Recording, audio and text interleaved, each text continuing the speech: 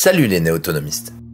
J'ai vécu pendant 7 ans dans une passoire thermique, mais lors de mon parcours, j'ai eu la chance de rencontrer Benjamin Vialan et Noël Delwick qui aident à améliorer le confort des maisons. Nous revenons sur les principes à connaître afin de faire de vos maisons des années 70 à 2000 des habitations saines et dans lesquelles il fait bon vivre.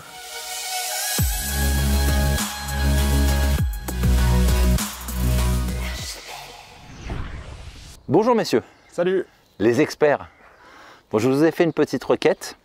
Je vais devoir me séparer de l'archipel pour de très belles aventures. Souvent quand on se sépare, c'est assez triste. Là, c'est pour de belles aventures. Cette maison, je la connais bien. J'ai passé 7 ans dedans.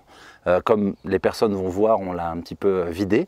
Alors moi, je vais vous donner mon ressenti. Je pense que peut-être que ça va vous orienter déjà pour vos premiers conseils.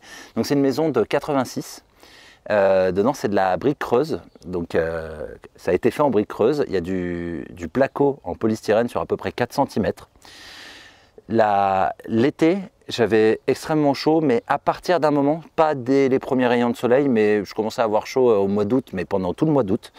Et l'hiver, quand je chauffais, il faisait très bon, mais le problème c'est que dès que le point de chaleur, donc la cuisinière à bois, s'arrête, au bout d'une heure ou deux, on peut redescendre. Il m'est arrivé de partir en reportage le matin à partir de 6-7 heures, de revenir le soir 5 degrés.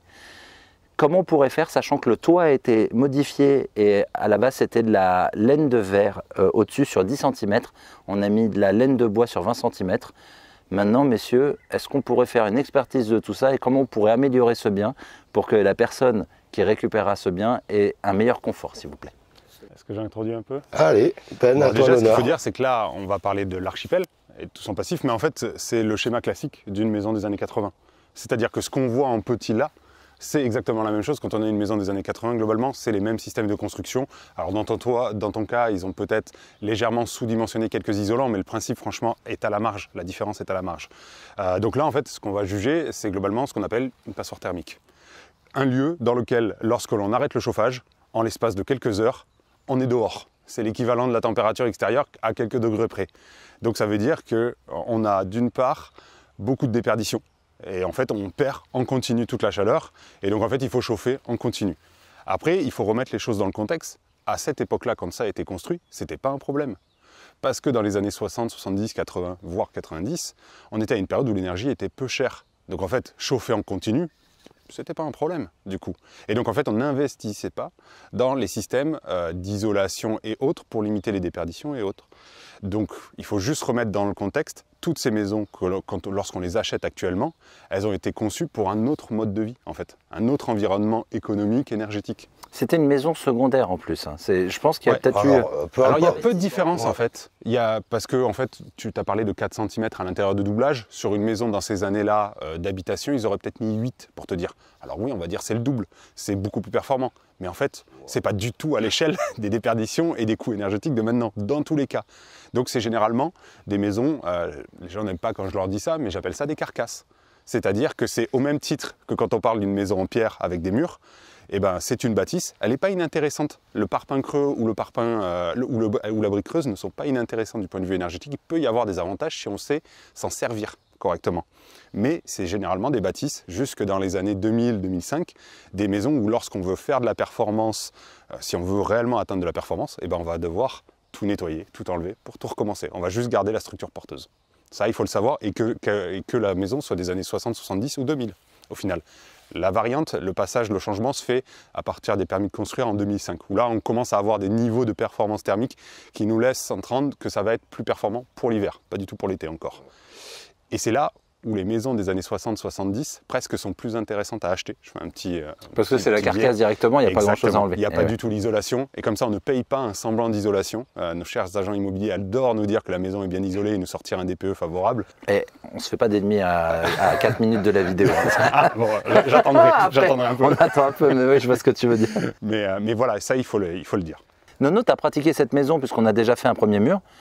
Est-ce qu'on peut le montrer parce que il y a eu des mauvaises langues qui ont dit que ça allait pourrir. Tu veux qu'on en parle ou pas? Pour les mauvaises langues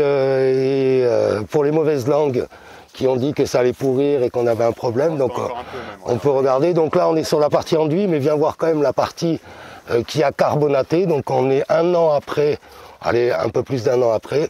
On a une super carbonatation, on n'a aucun problème entre guillemets de moisissure ou quoi que ce soit. De toute façon, on est sur un milieu alcalin et on est dans le procédé quand même du béton romain. Donc on est quand même sur quelque chose... Le traitement est à l'air libre, pas d'enduit de finition sur une façade ouest.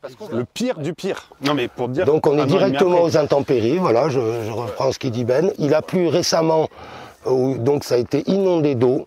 Là, ce qu'on voit ici, si vous voulez observer, et si vous vous rappelez le mélange, on avait utilisé du genêt. Et le genêt a un léger point tannique. Donc on est sur du tanin et on n'est pas sur des moisissures.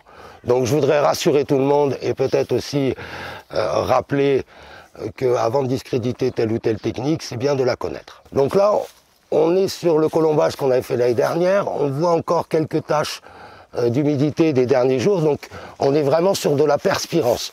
On a vraiment quelque chose qui peut prendre de l'humidité et va tout de suite commencer un processus de l'évacuer. Ça, c'est important à dire sur du bâti ancien ou sur du bâti avec des matériaux naturels. Avoir des halos, des taches temporaires le lendemain d'une pluie, les 2 jours après, c'est la vie du bâti. En fait, il est juste en train de s'hygroréguler. Donc il fait son boulot. On n'est pas dans un matériau inerte et neutre. On est dans un matériau vivant, donc il s'hygrorégule. Après, il y a quand même une notion, de toute façon, on va vous donner plein de notions aujourd'hui. Il est quand même très important de comprendre, pour la migration de l'humidité, les problèmes d'humidité des murs, c'est bien qu'on ait une perspirance maximum vers l'extérieur. On veut toujours que l'humidité, au lieu de transiter vers l'intérieur de la maison, on va l'amener à être évacué vers l'extérieur. Et le fait que le soleil, le vent, tout ça, va vraiment permettre, encore une fois, d'évacuer vers l'extérieur, c'est très important. Après, il y a une chose qu'on peut dire, du coup, comme retour aussi un an et demi après, sur cette façade, c'est qu'elle n'est toujours pas finie. C'est-à-dire qu'il y a des tests toujours en cours. C'est-à-dire que là, on n'a qu'un premier corps d'enduit. On n'a pas la finition de l'enduit de façade. Ça veut dire que c'est des enduits qui sont plus soumis au vieillissement. C'est normal, ils n'ont pas leur finition définitive encore. Et ça a été fait d'une manière assez volontaire, parce que vu qu'on est sur du colombage taillé vert, frais, eh ben, il y a de la vie. En fait, ce bois, il est en train de sécher, de se mettre en place et tout. Donc des fois, il faut savoir laisser le temps. Les anciens prenaient le temps de faire les finitions une fois que tout était réellement en place, tout était bien sec. Parce que si on se lance directement dans la finition, on est certain que ça va pas marcher, ça va craquer. C'est exactement ça. Ça veut dire qu'il y a quand même un processus dans les matériaux naturels qui est un processus naturel. Donc ce bois, on l'avait coupé quand même dans des lunes positives en bonne période, mais il avait quand même un effet de séchage. Et vu qu'on l'avait verrouillé en place... Excuse-moi, quand tu dis lune positive, c'est-à-dire que la sève aussi était Alors quand je dis dans bas. les lunes, on va parler de lune ascendante et de lune noire. Donc on va toujours naturellement dans ce processus-là, l'influence de la lune est moins forte, et donc en général la sève se trouve dans les racines. Bon, ça, tout le monde peut en discuter. Moi, je sais que pendant très très longtemps... Mais déjà, on taille l'hiver, parce que l'hiver, ça on avait vu avec Johan et Willy, qui nous disaient qu'ils ne taillent que l'hiver, parce que la sève déjà est dans les racines. Il y a plusieurs intérêts. Donc déjà, premièrement, on a moins de sève, donc on est moins assujetti à avoir des attaques des animaux. Parce que s'ils viennent dans le bois, ils viennent chercher la partie qui est dans la sève. Et deuxièmement, le fait d'avoir une sève qui est en bas facilite le séchage. Donc on a un bois qui sèche plus vite et qui se déforme moins. Là, on peut le voir quand même, hein, parce qu'on va voir quand on va se balader à l'intérieur tout à l'heure, des bois coupés verts, mais certainement non lunés ou non coupés à des périodes d'hiver, on bouge beaucoup plus. Là, on est quand même sur un matériau qui ne bouge pas, hein, quasiment pas, et en micro-bouge ici. Là, on a un matériau qui bouge s'il le veut réellement, et pour autant, la jonction, elle est minime. Donc ça veut dire que c'est de la finition à faire. On est de l'ordre de moins d'1 millimètre. Alors il faut quand même rappeler que la chaux et le bois, on a toujours au minimum 1 millimètre de retrait parce que c'est deux matières qui ne sont pas compatibles. On n'aura pas de problème de pont thermique. Pourquoi? Parce qu'on est venu enrober le bois par derrière et on n'a pas de bois transparent qui passe à travers. Donc... Ça, c'est une notion importante, c'est la continuité d'isolant. C'est-à-dire que cet élément-là n'est pas un problème d'étanchéité à l'air, n'est pas un pont thermique non plus, parce que vu que l'isolant, lui, il est derrière l'enduit et il passe derrière tous ces colombages, il n'y a pas de pont thermique en fait. Là, il y a juste une petite fuite sur quelques centimètres, le froid peut rentrer, mais il ne va pas traverser, il ne va pas pouvoir traverser. Donc je reviens sur ce que disait Ben, il faut bien comprendre que là, on a laissé travailler 1 an. On a eu, par exemple, on peut observer ici des parties qui étaient sur le bois. Donc ça veut dire, là, on a été téméraire. On est venu rajouter de la matière sur le bois et ça a permis que le bois a travaillé. Donc tout ça, on est encore dans le cadre où on n'est pas sur une finition. Donc le final, quand on aura fini les autres murs, on va venir poser la finition définitive. Pour que ce soit homogène partout. Oui, déjà homogène. Et encore une fois, on pousse un peu dans le vice. On voit encore les spectres. Les spectres, c'est quoi? Ça veut dire c'est la différence de tassage du mélange qu'on a fait qu'on a différentes densités. Ah, maintenant on le voit sur le côté là. On peut le voir. Donc on peut observer ici, on est sur des strates. Et au niveau de la compression, sur certaines strates, on a un peu plus de densité et d'autres un peu moins. Donc on appelle ça les spectres. Ça veut dire que pour avoir une finition esthétique et ne pas avoir le support de derrière qui se voit sur la finition, on est obligatoirement obligé de passer en 2 couches. C'est le strict minimum, mais normalement plutôt en 3 couches. Comment ils appellent ça nos amis québécois? Alors ils appellent ça des fantômes. C'est juste c'est mignon, je trouve ça mignon. Donc là-dessus, encore une fois, l'idée, on est venu à l'archipel pour faire un diagnostic avec Ben et proposer des solutions écologiques, économiques et aussi accéder à une performance actuelle. Et applicable sur les maisons des années 80, Alors tout 70, l'intérêt, C'est une maison moderne en fait. tout l'intérêt, c'est vraiment, on a beaucoup parlé du bâti ancien. Là, on sort totalement du bâti ancien et on va proposer des solutions adaptées à tout le bâti des 30 Glorieuses jusqu'aux années 2000, allez 70-2000, qui est quand même, moi je dirais, peut-être 50% du bâti qui est actuellement en phase de rénovation. Alors là, on avait prévu de faire une jonction en sachant qu'on était parti sur le procédé du bancher chanvre. Bon là, c'était un bancher original où on avait utilisé des matériaux qu'on a prélevés sur le terrain avec le procédé, encore une fois, de carbonatation. Et on avait prévu aussi de faire la face est, parce que là, on est sur la face est. Après, l'idée, c'est qu'on va utiliser aussi l'archipel pour vous montrer plusieurs méthodologies d'isolation par l'extérieur. Donc, on va vous expliquer avec Ben tout à l'heure les principes de rénovation de ce genre de maison. C'est pas du tout comme un bâti ancien. Donc, on va travailler, en l'occurrence, on va l'expliquer, surtout par l'extérieur. La base n'est pas la même, le matériau, le mur en pierre ou le mur en parpaing ou en brique creuse, donc là on a du parpaing creux, là on a de la brique creuse dans cette partie-là, n'ont pas du tout les mêmes caractéristiques. Donc c'est pour ça que les solutions ne seront pas les mêmes aussi, parce qu'on ne parle pas de la même base. Donc la première des choses à savoir, c'est quels sont les avantages et inconvénients de ma base. Elles ont toutes des avantages, elles ont toutes des inconvénients. On peut quand même remarquer que ce côté-là, il n'a pas trop morflé quand on vérifie. Je parle de ce qui est d'origine. Hein. Ce qui est d'origine, il n'est pas aux intempéries. En exactement, fait, on est sur la face est, et donc il est protégé des intempéries parce que ici l'influence océanique, donc l'intempérie vient de l'océan. Et donc il vient plutôt ouest-nord-ouest. Et le vent d'autant à l'inverse. Alors exceptionnellement, depuis quelques années, et ça on a pu l'observer, c'est un paramètre nouveau encore, on arrive à avoir des pluies qui viennent de la Méditerranée, mais c'est exceptionnel. Ben, je voudrais qu'on parle de quelque chose. Donc quand on a fait la jonction, quand je dis on, je salue mon ami, et je dis notre parce que Nono le connaît aussi, notre ami Jésus. Ouais. Lui, il a dit, entre les deux, il a mis comme un piquet en fer, tu vois, comme ça, quand on a coulé, c'était censé pas bouger.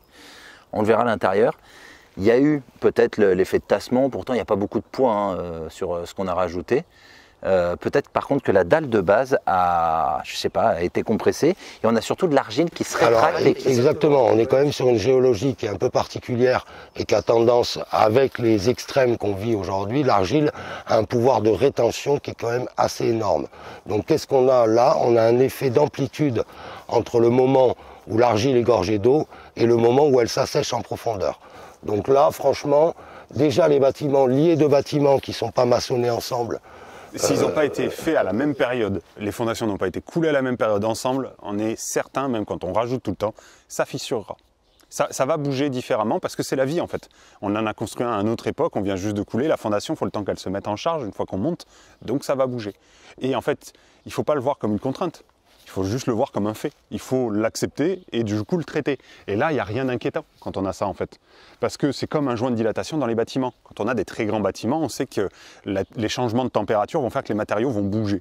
Et en fait, tous les 15-17 mètres de tête, on vient mettre des joints de fractionnement. On vient couper les structures complètement. Et bien c'est vide, on sait les isoler, on sait limiter. Le plus gros du problème, c'est à la fois un pont thermique, mais surtout avant tout, un problème d'étanchéité au courant d'air. Là, on montrera de l'autre côté, là on le voit un peu moins. Il n'y a pas le traitement à l'intérieur, Et clairement, on voit les petites toiles d'araignée s'envoler, quoi. Ça bouge, il y a de la vie. C'est en gros C'est l'équivalent. ventilé, on nous conseille de Ça ventiler. s'appelle une passoire thermique. Donc là, rien d'inquiétant, il suffit. Eh, vous pouvez charrier, hein, les gars, on se connaît. Vous pouvez, alors là. Les solutions, c'est d'insérer des fonds de joint dedans et de venir travailler avec des silicones adaptés au milieu extérieur, qui sont des silicones pour faire du joint de maçonnerie. Il n'y a en fait, rien extérieur. en naturel qui pourrait suivre. Alors, on pourrait reboucher la fissure, mais vu les mouvements et l'amplitude du sol qu'on a, on va continuer à avoir peut-être un joint plus petit, parce qu'on a quand même eu l'effet de tassement, donc on a eu l'effet de tassement qui s'est déjà opéré, mais vu l'amplitude qu'on a entre l'excédent d'eau et des périodes de sécheresse profonde, moi, au lieu de batailler avec une matière dure, je suis tout à fait d'accord avec Ben, on a quand même des produits aujourd'hui totalement adaptés. Et encore une fois, le fait d'utiliser une matière souple pour la jonction va permettre qu'elle va pouvoir aller avec la dilatation sans se dégrader. Après, tu peux, le traitement le plus naturel que tu auras, ça sera uniquement pour l'intérieur, parce que l'extérieur est soumis à des conditions extrêmes, entre les UV, les températures et autres. Pour l'intérieur, on va avoir des joints à base de liège, des choses un peu plus naturelles. On ne parle pas des mêmes prix. Déjà, un joint extérieur, ça coûte cher, mais un joint naturel là-dessus, la cartouche coûte très cher. Donc il faut se poser la question aussi, pour ce petit point, est-ce qu'il ne vaut pas mieux regarder les choses au global et avoir des matériaux, oui, peut-être pétroliers, mais On va laisser ouvert, alors c'est mieux. Et après, voilà, sinon il y a d'autres techniques, plus que des joints, qui vont être des systèmes de bandes pour joints de fractionnement, joints de dilatation, qu'on vient fixer de part et d'autre et enduire, et qui sont faites en fait en accordéon pour pouvoir bouger. Mais l'un dans l'autre, ça va coûter cher beaucoup pour pas d'énergie grand-chose. pour pas grand-chose. Pour un joint de fractionnement qui suffit de mettre un coup de Après, joint et encore voilà. une fois, celui qu'on va utiliser, si on utilise un silicone ou un silica, on va utiliser une matière adaptée pour l'extérieur, et à l'intérieur, on n'est pas obligé d'utiliser le même procédé, on peut partir simplement sur un joint acrylique. Donc on reste sur une base acrylique. Ou si c'est réellement bouché par l'extérieur et bien bouché, on peut aussi faire un joint creux. Fin, et travailler le joint et le laisser là. Hein, parce qu'au final, si on a bouché sur tout le reste de l'épaisseur, en finition, si on veut absolument pas d'un joint, ben on peut faire un joint creux. Si c'est bouché parfaitement derrière sur le reste de l'épaisseur, on peut. Ça reste possible. Alors là, il y a autre chose à dire en fait sur ce type de bâtiment. Donc on est sur un bâti qui est devant, coulé sur terre-plein et radié, et là ici qui a un vide sanitaire. Donc, ta maison a un vide de ce côté-là. Cette partie-là surtout, elle va être en parpaing et en béton. Cette partie-là, dans ton cas, elle est en brique creuse, mais globalement, la réflexion, elle est la même si c'était du parpaing au-dessus. C'est-à-dire qu'il y a plusieurs choses à voir. On va parler de déperdition par les murs, mais à partir de là, on est à un endroit où on peut commencer à parler de déperdition de pont thermique. C'est-à-dire que là, le froid qui rentre dans cette partie-là ne va pas directement rentrer dans ta maison, parce qu'on n'est pas dans la pièce, ta pièce commence à peu près au-dessus. Là, on va parler de pont thermique et de voie de transmission de second ordre, c'est-à-dire que le froid passe dans le mur, remonte et repart. Ça, c'est un premier phénomène. Si on isole par l'intérieur ou l'extérieur, on peut le limiter, surtout par l'intérieur plutôt. Le truc, c'est que le froid, il remonte et il part surtout dans la dalle. Ce qu'il faut savoir, c'est que les ferraillages qu'il y a dans la dalle de compression qu'il y a là, derrière, sont 5000 fois plus conducteurs. L'acier est 5000 fois plus conducteur qu'un isolant. Du coup, ce qu'on a ici, en fait, c'est un capteur de chaud et un capteur de froid. Alors, on n'est pas sur un mur exposé au soleil, mais la température ambiante par ici, c'est 35-40 degrés l'été. Le 40 degrés, il rentre là-dedans. Et donc, en fait, il rentre directement dans le plancher. Donc, quand on va commencer à parler d'isolation, on va faire la différence entre de l'isolation par l'intérieur, ITI, de l'isolation par l'extérieur, ITE. Mais il ne faut pas oublier, et on le voit trop régulièrement dans les rénovations thermiques actuelles avec MaPrimeRénov' et autres, quand on s'arrête à 20 cm au-dessus du sol ou au niveau du plancher comme ça, en fait, on a fait quasiment que la moitié, les 2/3 du travail. En fait, il nous restait si peu pour venir traiter le deuxième problème. Mais ça, c'est pas pris en compte jusqu'au bout sur un mur comme ça. Non, mais des fois, c'est négligé, encore une fois. Parce que, encore une fois, ce que amènent les notions qu'amène Ben, on peut faire les choses, mais si maintenant on inclut vraiment tout plein de paramètres, pour moi, tout ça est une équation, encore une fois. Et l'isolation par l'extérieur, c'est pertinent, ça fonctionne très bien, mais on doit vraiment redescendre sur la partie dalle et le plus bas possible pour éviter le transfert. Imaginons qu'on soit dans le nord de la France, on aurait vraiment un pont thermique qui pourrait vraiment amener un inconfort au niveau du froid, et dans des zones plus chaudes, un inconfort d'été par rapport à la chaleur qui va être stockée et qui va être transmise. Après, il faut bien le situer. Ce phénomène-là, il est excessivement important quand on est dans des maisons des années 70, 80 et autres, parce qu'on a les ferraillages qui conduisent vachement les calories chaudes ou froides suivant la saison. Mais il existe quand même sur les bâtis anciens. C'est-à-dire que quand notre mur de façade en bâti ancien et notre dalle intérieure qui a été coulée sur terre battue ou autre, les deux sont connectés. S'il y a une connexion de matière entre les deux, il n'y a pas besoin de ferraillage même, hein. Du moment où les deux matières se touchent, il y a échange de calories. Et donc il faut savoir que le sol sous la maison, quand on est sur terre battue, donc quand on n'a pas de vide sanitaire, par exemple la partie de devant, la terre, le sol sous notre maison est toute l'année globalement autour de 12-13 degrés. Alors suivant les zones, ça va être un peu moins en montagne, ici ça va être un peu plus chaud l'été, on va monter autour de 15, mais en fait on a une clim sous nos pieds. Et donc nous dans le sud, dans la moitié sud de la France, cette clim, elle est très très intéressante. J'étais super content, moi, quand il faisait 40 degrés, de mettre pieds nus, et c'était ultra agréable. Ouais. Et c'est pour ça que là, on va arriver à un moment où il va falloir se poser la question, et ce qui n'est pas pris actuellement dans les études thermiques de rénovation, c'est est-ce qu'on traite que pour l'hiver, ou est-ce qu'on traite pour l'hiver et l'été, et est-ce qu'on ne fait pas un compromis entre les deux? Ici, quand on parle de compromis entre les deux, entre l'hiver et l'été, c'est typiquement un endroit où on est dans une région où il fait très chaud l'été. La température, on a des canicules, la température de la nuit ne descend pas. Donc en fait, on ne va pas arriver à seulement assurer le confort de la maison en faisant de la surventilation nocturne. Quand il fait 25-30 degrés à 6 h du matin, on n'a pas refroidi la maison, ça ne marche pas. Donc là, il faut utiliser d'autres techniques. Et bien la première des techniques, c'est simple, c'est le froid du sol. On va le récupérer, ce froid du sol. On le voit de toute façon chez les anciens, dans les caves, dans les sous-sols et autres, il fait toujours entre 10 et 15 degrés toute l'année. Et plus la maison est massive, plus on est connecté à la roche, plus c'est stable, en fait. Et donc, il faut tirer cet avantage, que la maison soit moderne ou ancienne, on peut s'en servir. Et donc, typiquement, c'est le gros intérêt de l'isolation par l'extérieur, encore plus dans un milieu comme ça où on a de la conductivité par le ferraillage, c'est de passer par l'extérieur et surtout de descendre nos isolants en zone où là, on va être, attention, exposé aux éléments d'eau. Donc là, en fait, dans ces parties-là, on va passer en isolant imputrescible. Donc on n'en a que 3. Le polystyrène, le polyuréthane et le liège.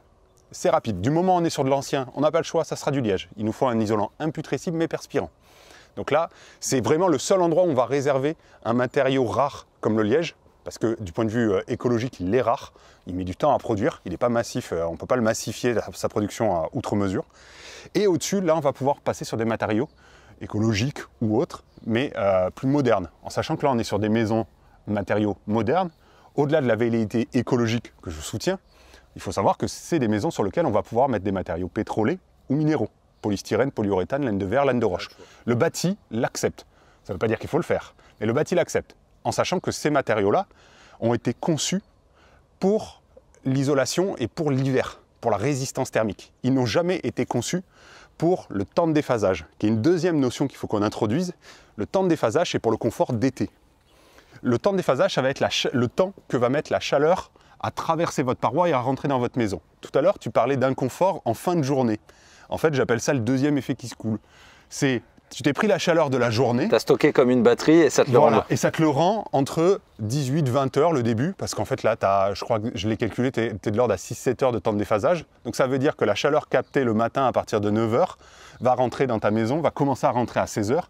Et en fait, tout le gros de la chaleur va rentrer vers 18-20 heures. Et jusqu'à minuit, en fait, tu vas te prendre le deuxième effet qui se coule, c'est-à-dire que la double peine de la journée, tu as eu chaud la journée, tu as chaud le soir. Et en fait, tu es obligé d'attendre 2 heures du matin pour commencer à avoir un peu de fraîcheur qui arrive.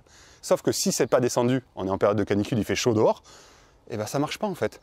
Et c'est là que la gestion du temps de déphasage est importante. La règle à bien retenir, c'est pas qui peut le plus, c'est pas plus il y en a, mieux c'est. C'est-à-dire qu'il y a une règle, il faut être entre 12 heures et 14 heures. 12 heures minimum, 14 heures maximum. J'ai entendu ça sur une formation récemment.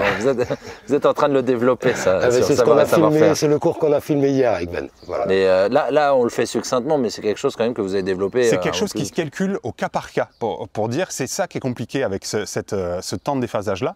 C'est que on ne peut pas juste lire sur l'étiquette du matériau. Le matériau a des caractéristiques et c'est en le mettant avec votre mur support qui est spécifique à votre cas, à tout l'ensemble de l'élément qui constitue la façade, la toiture, etc. La question se pose sur tous les éléments constructifs. Et bien, il faut faire le calcul au cas par cas. Il faut même aller, à chaque fois qu'on change de marque, si on est même dans les mêmes densités, quand on change de marque, il faut se méfier. Quand on change de type de produit, quand on change d'épaisseur, ça change. Tout se calcule et à refaire au fur et à mesure. Et sur les faces aussi, parce que là, on est sur une face nord, donc on aura beaucoup moins de déphasage d'été. Donc on pourrait appuyer plutôt sur le confort d'hiver sur la partie nord, pour permettre, parce que de toute façon les calories du soleil, ici c'est une face où le soleil ne vient pas. Donc même chose, je reprends ce qu'il disait Ben, selon les murs de la maison, on peut encore faire une équation différente. En sachant que la première des règles, c'est la continuité d'isolant. Si on joue plus que la performance déjà, si on joue sur la continuité des isolations, on enveloppe par l'intérieur ou on enveloppe par l'extérieur, c'est un choix, un pari, mais ce qui compte, c'est la continuité. Il vaut mieux des fois réduire l'épaisseur de son isolant de 2/3, passer même à 4 cm à un endroit parce que vraiment ça ne passe pas, mais avoir une continuité et directement après regrossir à l'épaisseur optimale, plutôt que de faire un arrêt, parce que l'arrêt va nous coûter cher. Pour donner une notion, on a régulièrement le cas dans les études de maisons en pierre magnifiques, des très très belles maisons avec de la pierre de taille et autres. Je suis d'accord que l'isolation par l'extérieur, c'est discutable pour le patrimoine et autres. Ok. Quand ces maisons-là sont totalement accessibles en périphérie, donc ça c'est le choix de la maison à la base, il faut faire attention aux limites de propriété déjà. Ces maisons-là, j'ai fait le calcul récemment d'une maison en Gironde où, maison en pierre, si on isole par l'extérieur, on va arriver très rapidement avec une résistance thermique de l'ordre de 4, du matériau biosourcé, obligatoirement c'est de la pierre. On va arriver à atteindre une limitation des déperditions de 75-85%, c'était autour de 80 dans ce cas-là, quand on a la continuité d'isolant. Si on enlève la façade sud, l'isolation par l'extérieur de la façade sud pour au moins garder un mur en pierre en sachant qu'on est dans une maison parfaitement plein sud, dans une région très très ensoleillée, la Gironde. Et donc là où on peut se poser la question, en fait on va faire une continuité ouest, nord et est pour se protéger des zones qui sont soit de la surchauffe, soit des déperditions. Et on va quand même charger directement dans la masse les calories parce qu'on a beaucoup de jours d'ensoleillement. Ce choix-là... Il est chaud, Ben. Aujourd'hui, il a bien dormi. Ah ouais, je vois Nono à côté, il est tout calme. Et c'est très important ce qu'il dit, parce que Ben, c'est un bureau d'études. Moi, je vais placer plutôt dans la deuxième partie sur le mode et les possibilités. Voilà. Donc tout ce qu'il dit est extrêmement pertinent. C'est moi de t'avoir coupé, Ben. Non, mais t'as bien fait. Et c'est important, n'oubliez pas, toutes ces notions, c'est une équation. Et je redis quand même, j'insiste sur ce que dit Ben, c'est pas un isolant qui va faire tout, c'est l'accumulation. Donc c'est toutes les matières différentes doivent être calculées comme une équation. Là, on vous a parlé pour l'instant d'isolation, de temps de déphasage. Il y a deux notions qu'on n'a pas encore abordées et on va le faire au fur et à mesure du tour. Juste pour finir sur cette petite histoire, quand on était isolé de toutes les faces, on était à 80% de limitation des déperditions par les murs. Le fait d'avoir enlevé une façade nous a fait tomber à 60 et quelques pourcents, 60-65% de mémoire. Donc ça veut dire que le fait d'avoir enlevé une façade, donc de l'ordre d'un quart de la surface de déperdition, nous a quand même fait perdre une vingtaine de pourcents sur la performance au global. Après, c'est un choix. Cette façade, elle a quand même des intérêts. On est dans une région ensoleilleuse, on peut charger directement la masse. Et en plus, en Gironde, on a très peu de froid. On est sur un climat océanique. S'ils ont -5 exceptionnellement, donc on n'est pas obligé de surisoler. Exactement. Donc en fait, tout est négociable. Il faut à la fois savoir qu'on ne va pas travailler que sur l'isolation, il faut travailler sur les différentes notions. L'isolation pour l'hiver, le temps de déphasage pour l'été, voilà. Et les deux dernières notions, c'est pour toi. C'est l'étanchéité à l'air, hein, donc c'est très important parce qu'encore une fois, on parle de passoire thermique. Voilà, donc il faut imaginer que tout ça, c'est plus. Si vous avez une super isolation pertinente et que vous avez des fenêtres ou des problèmes en toiture ou autre, où il n'y a pas, justement, on enlève les courants d'air, ça veut dire c'est très important. Il ne faut pas mettre 100% sur un poste et négliger les 4 autres, sinon on ne sentira pas de confort. Et il a cité un terme qui fait peur aux gens, l'étanchéité à l'air, souvent parce qu'on a l'impression qu'on va finir avec les maisons RT 2012, RE 2020, qui sont des tupperwares, qui sont étanches. Il faut différencier différentes notions. L'étanchéité à la vapeur d'eau, qui est là pour à la fois protéger les matériaux, protéger la santé du bâtiment, surtout dans l'ancien, et là on parle de perspirance. Ça, c'est un phénomène qui est différent, même si on utilise des fois les mêmes produits pour traiter deux phénomènes. On va parler après d'étanchéité à l'air, que moi j'aime bien appeler étanchéité au courant d'air. On ne va pas aller rechercher l'étanchéité maximale comme on peut le faire dans des maisons passives et autres, parce qu'on va aller chercher la maison passive, l'image c'est la Ferrari en fait. On va chercher le pouillem du pouillem du pouillem. On peut savoir s'arrêter juste avant. C'est déjà bien. Et tant qu'elle roule, il faut rouler dans quelque chose qui est viable, résilient aussi. Parce que quand on commence à introduire de la résilience, il faut réfléchir au vieillissement du bâtiment, parce qu'il va vieillir, parce qu'il va bouger. Il y a de la vie. Donc il faut l'inclure là-dedans.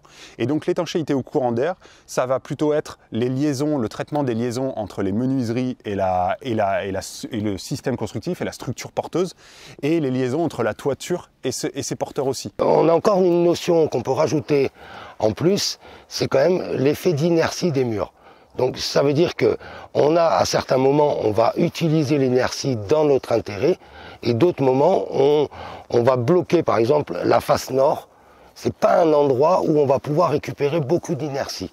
Donc on va essayer de voir par rapport à la maison, de garder une cohérence entre l'effet des calories qu'on peut récupérer naturellement dans un sens comme dans l'autre.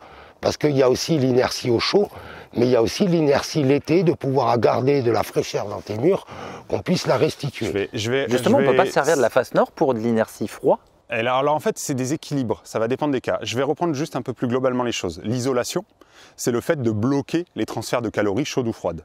Le temps de déphasage, c'est le temps que va mettre ces calories à traverser le parement. Parce que même si on isole, c'est jamais parfait, ça va quand même traverser. L'inertie, c'est le fait de stocker des calories. Ça peut être un avantage ou un inconvénient, ça dépend si on stocke du froid en hiver, c'est pas pratique, mais si on stocke du chaud de la journée, des apports solaires en hiver et qu'on le rend directement le soir ou la nuit, là c'est un avantage. En fait, ce qu'il faut comprendre, c'est que cette notion, l'inertie, c'est autant bien et c'est autant des avantages que des inconvénients. Une maison en pierre, dans le sud, c'est un gros avantage parce qu'on stocke en fait le froid hivernal, le froid des nuits et on le rend la journée. Donc c'est très confortable. Les maisons en pierre sont confortables l'été.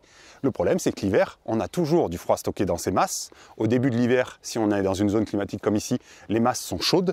Donc ça, il n'y a pas de souci. Mais au fur et à mesure de l'hiver, la masse, elle se refroidit. Et c'est là où c'est très important d'apporter des calories tout le temps parce que justement, elle cherche à se refroidir parce qu'elle donne à l'extérieur les 3/4 du temps, la majorité du temps. Et donc, si on est lié à l'extérieur, la masse capte du froid, et donc en fait, on va passer notre hiver à se battre contre une masse qui essaye de nous refroidir et nous qui essayons de la réchauffer. On vit à l'opposé de son rythme de vie. Une masse en briques creuses ou en parpaing, tout à l'heure je disais, ça a des avantages et des inconvénients. C'est pas obligatoirement moins performant qu'une maison en pierre. C'est sûr qu'on ne va pas stocker dans ces masses-là qui sont beaucoup plus légères le froid hivernal pour nous rafraîchir l'été. Ça ne marchera pas. Mais ce qu'il faut savoir, c'est que ça a un avantage que n'a pas la pierre, c'est que suivant comment on isole, si on est en contact à l'intérieur avec ces murs et qu'on est isolé par l'extérieur, cette masse-là, elle a un temps de déphasage, je te disais tout à l'heure, de 6-7 heures à peu près. Donc là, c'est avec l'isolant, on va être à 5-6 heures.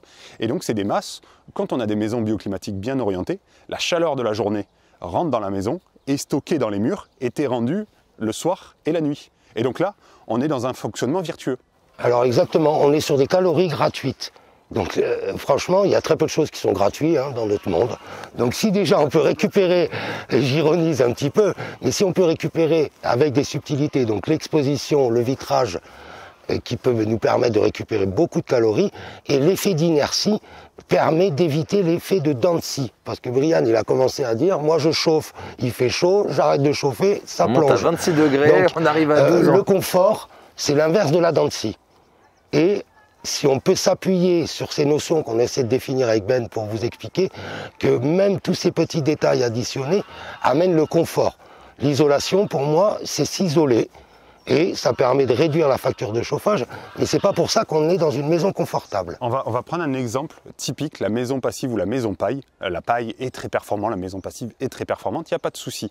Mais c'est typiquement des maisons, si on prend que la paille et qu'on met du placo, des deux côtés un bardage ou peu importe à l'extérieur, c'est des maisons excessivement bien isolées. Peu de déperdition, on va les chauffer avec pas grand chose. Mais c'est des maisons où, dans tous les cas, ça va faire de la dent de scie aussi, parce qu'on n'a pas d'inertie. En fait, l'inertie, elle est là pour linéariser les températures. Et typiquement, on le voit dans des maisons paille qui sont avec doublage intérieur, panneaux ou autres, ou des maisons paille avec enduitaire intérieur, 3-5 cm, c'est plus la même maison en fait. Parce que là, du coup, elle va stocker une partie de l'énergie et la rendre le bon moment venu. En plus de ça, elle va jouer sur d'autres facteurs dont on va parler après, qui seront l'hygrorégulation intérieure, le confort intérieur en fait. Et donc ça, c'est des combos gagnants. Il ne faut pas oublier qu'une maison passive, en fait, ce n'est pas une maison déjà qui n'a pas de chauffage, parce que le chauffage, il est dissimulé dans la VMC. Il ne faudrait pas tendre à l'oublier, ça. Et en plus, c'est des maisons en fait, qui sont justement régulées en continu. On apporte, on récupère ou non les calories présentes, ou on les rend. Et si on met ces types de maisons-là, sont très très performantes et très adaptées à des milieux très froids, montagne, nord de la France, ou climat encore nordique, parce qu'on a une balance énergétique qui est vachement sur l'hiver et non sur l'été. Faire la même maison dans l'été, dans le sud de la France, il faut vraiment se poser la question, parce que nous, on a une balance été beaucoup plus grande, beaucoup plus impactante. Et donc, en fait, c'est pas tant la limitation de la déperdition qui est la priorité. C'est potentiellement le stockage de la fraîcheur. Pour autant, il faut quand même isoler. Et encore une fois, du coup, on a 4 paramètres, on nous en a expliqué 3, parce que l'étanchéité à l'air est presque un autre paramètre de ressenti. qui va impacter directement notre confort. Isolation, inertie, temps de déphasage, et le dernier on va en parler, c'est à l'intérieur, ça sera l'effusivité. Et en fait on ne peut pas jouer que sur un paramètre. Faire une chose à 100% comme tu disais tout à l'heure, et ben en fait ça ne veut pas dire que vous serez confortable. C'est en travaillant sur l'ensemble des aspects qu'on va être performant et confortable. Moi j'ai une autre notion, je ne sais pas si on peut la rajouter, quelque chose que j'ai remarqué essentiellement ici, mais je le remarque aussi quand je vais en reportage.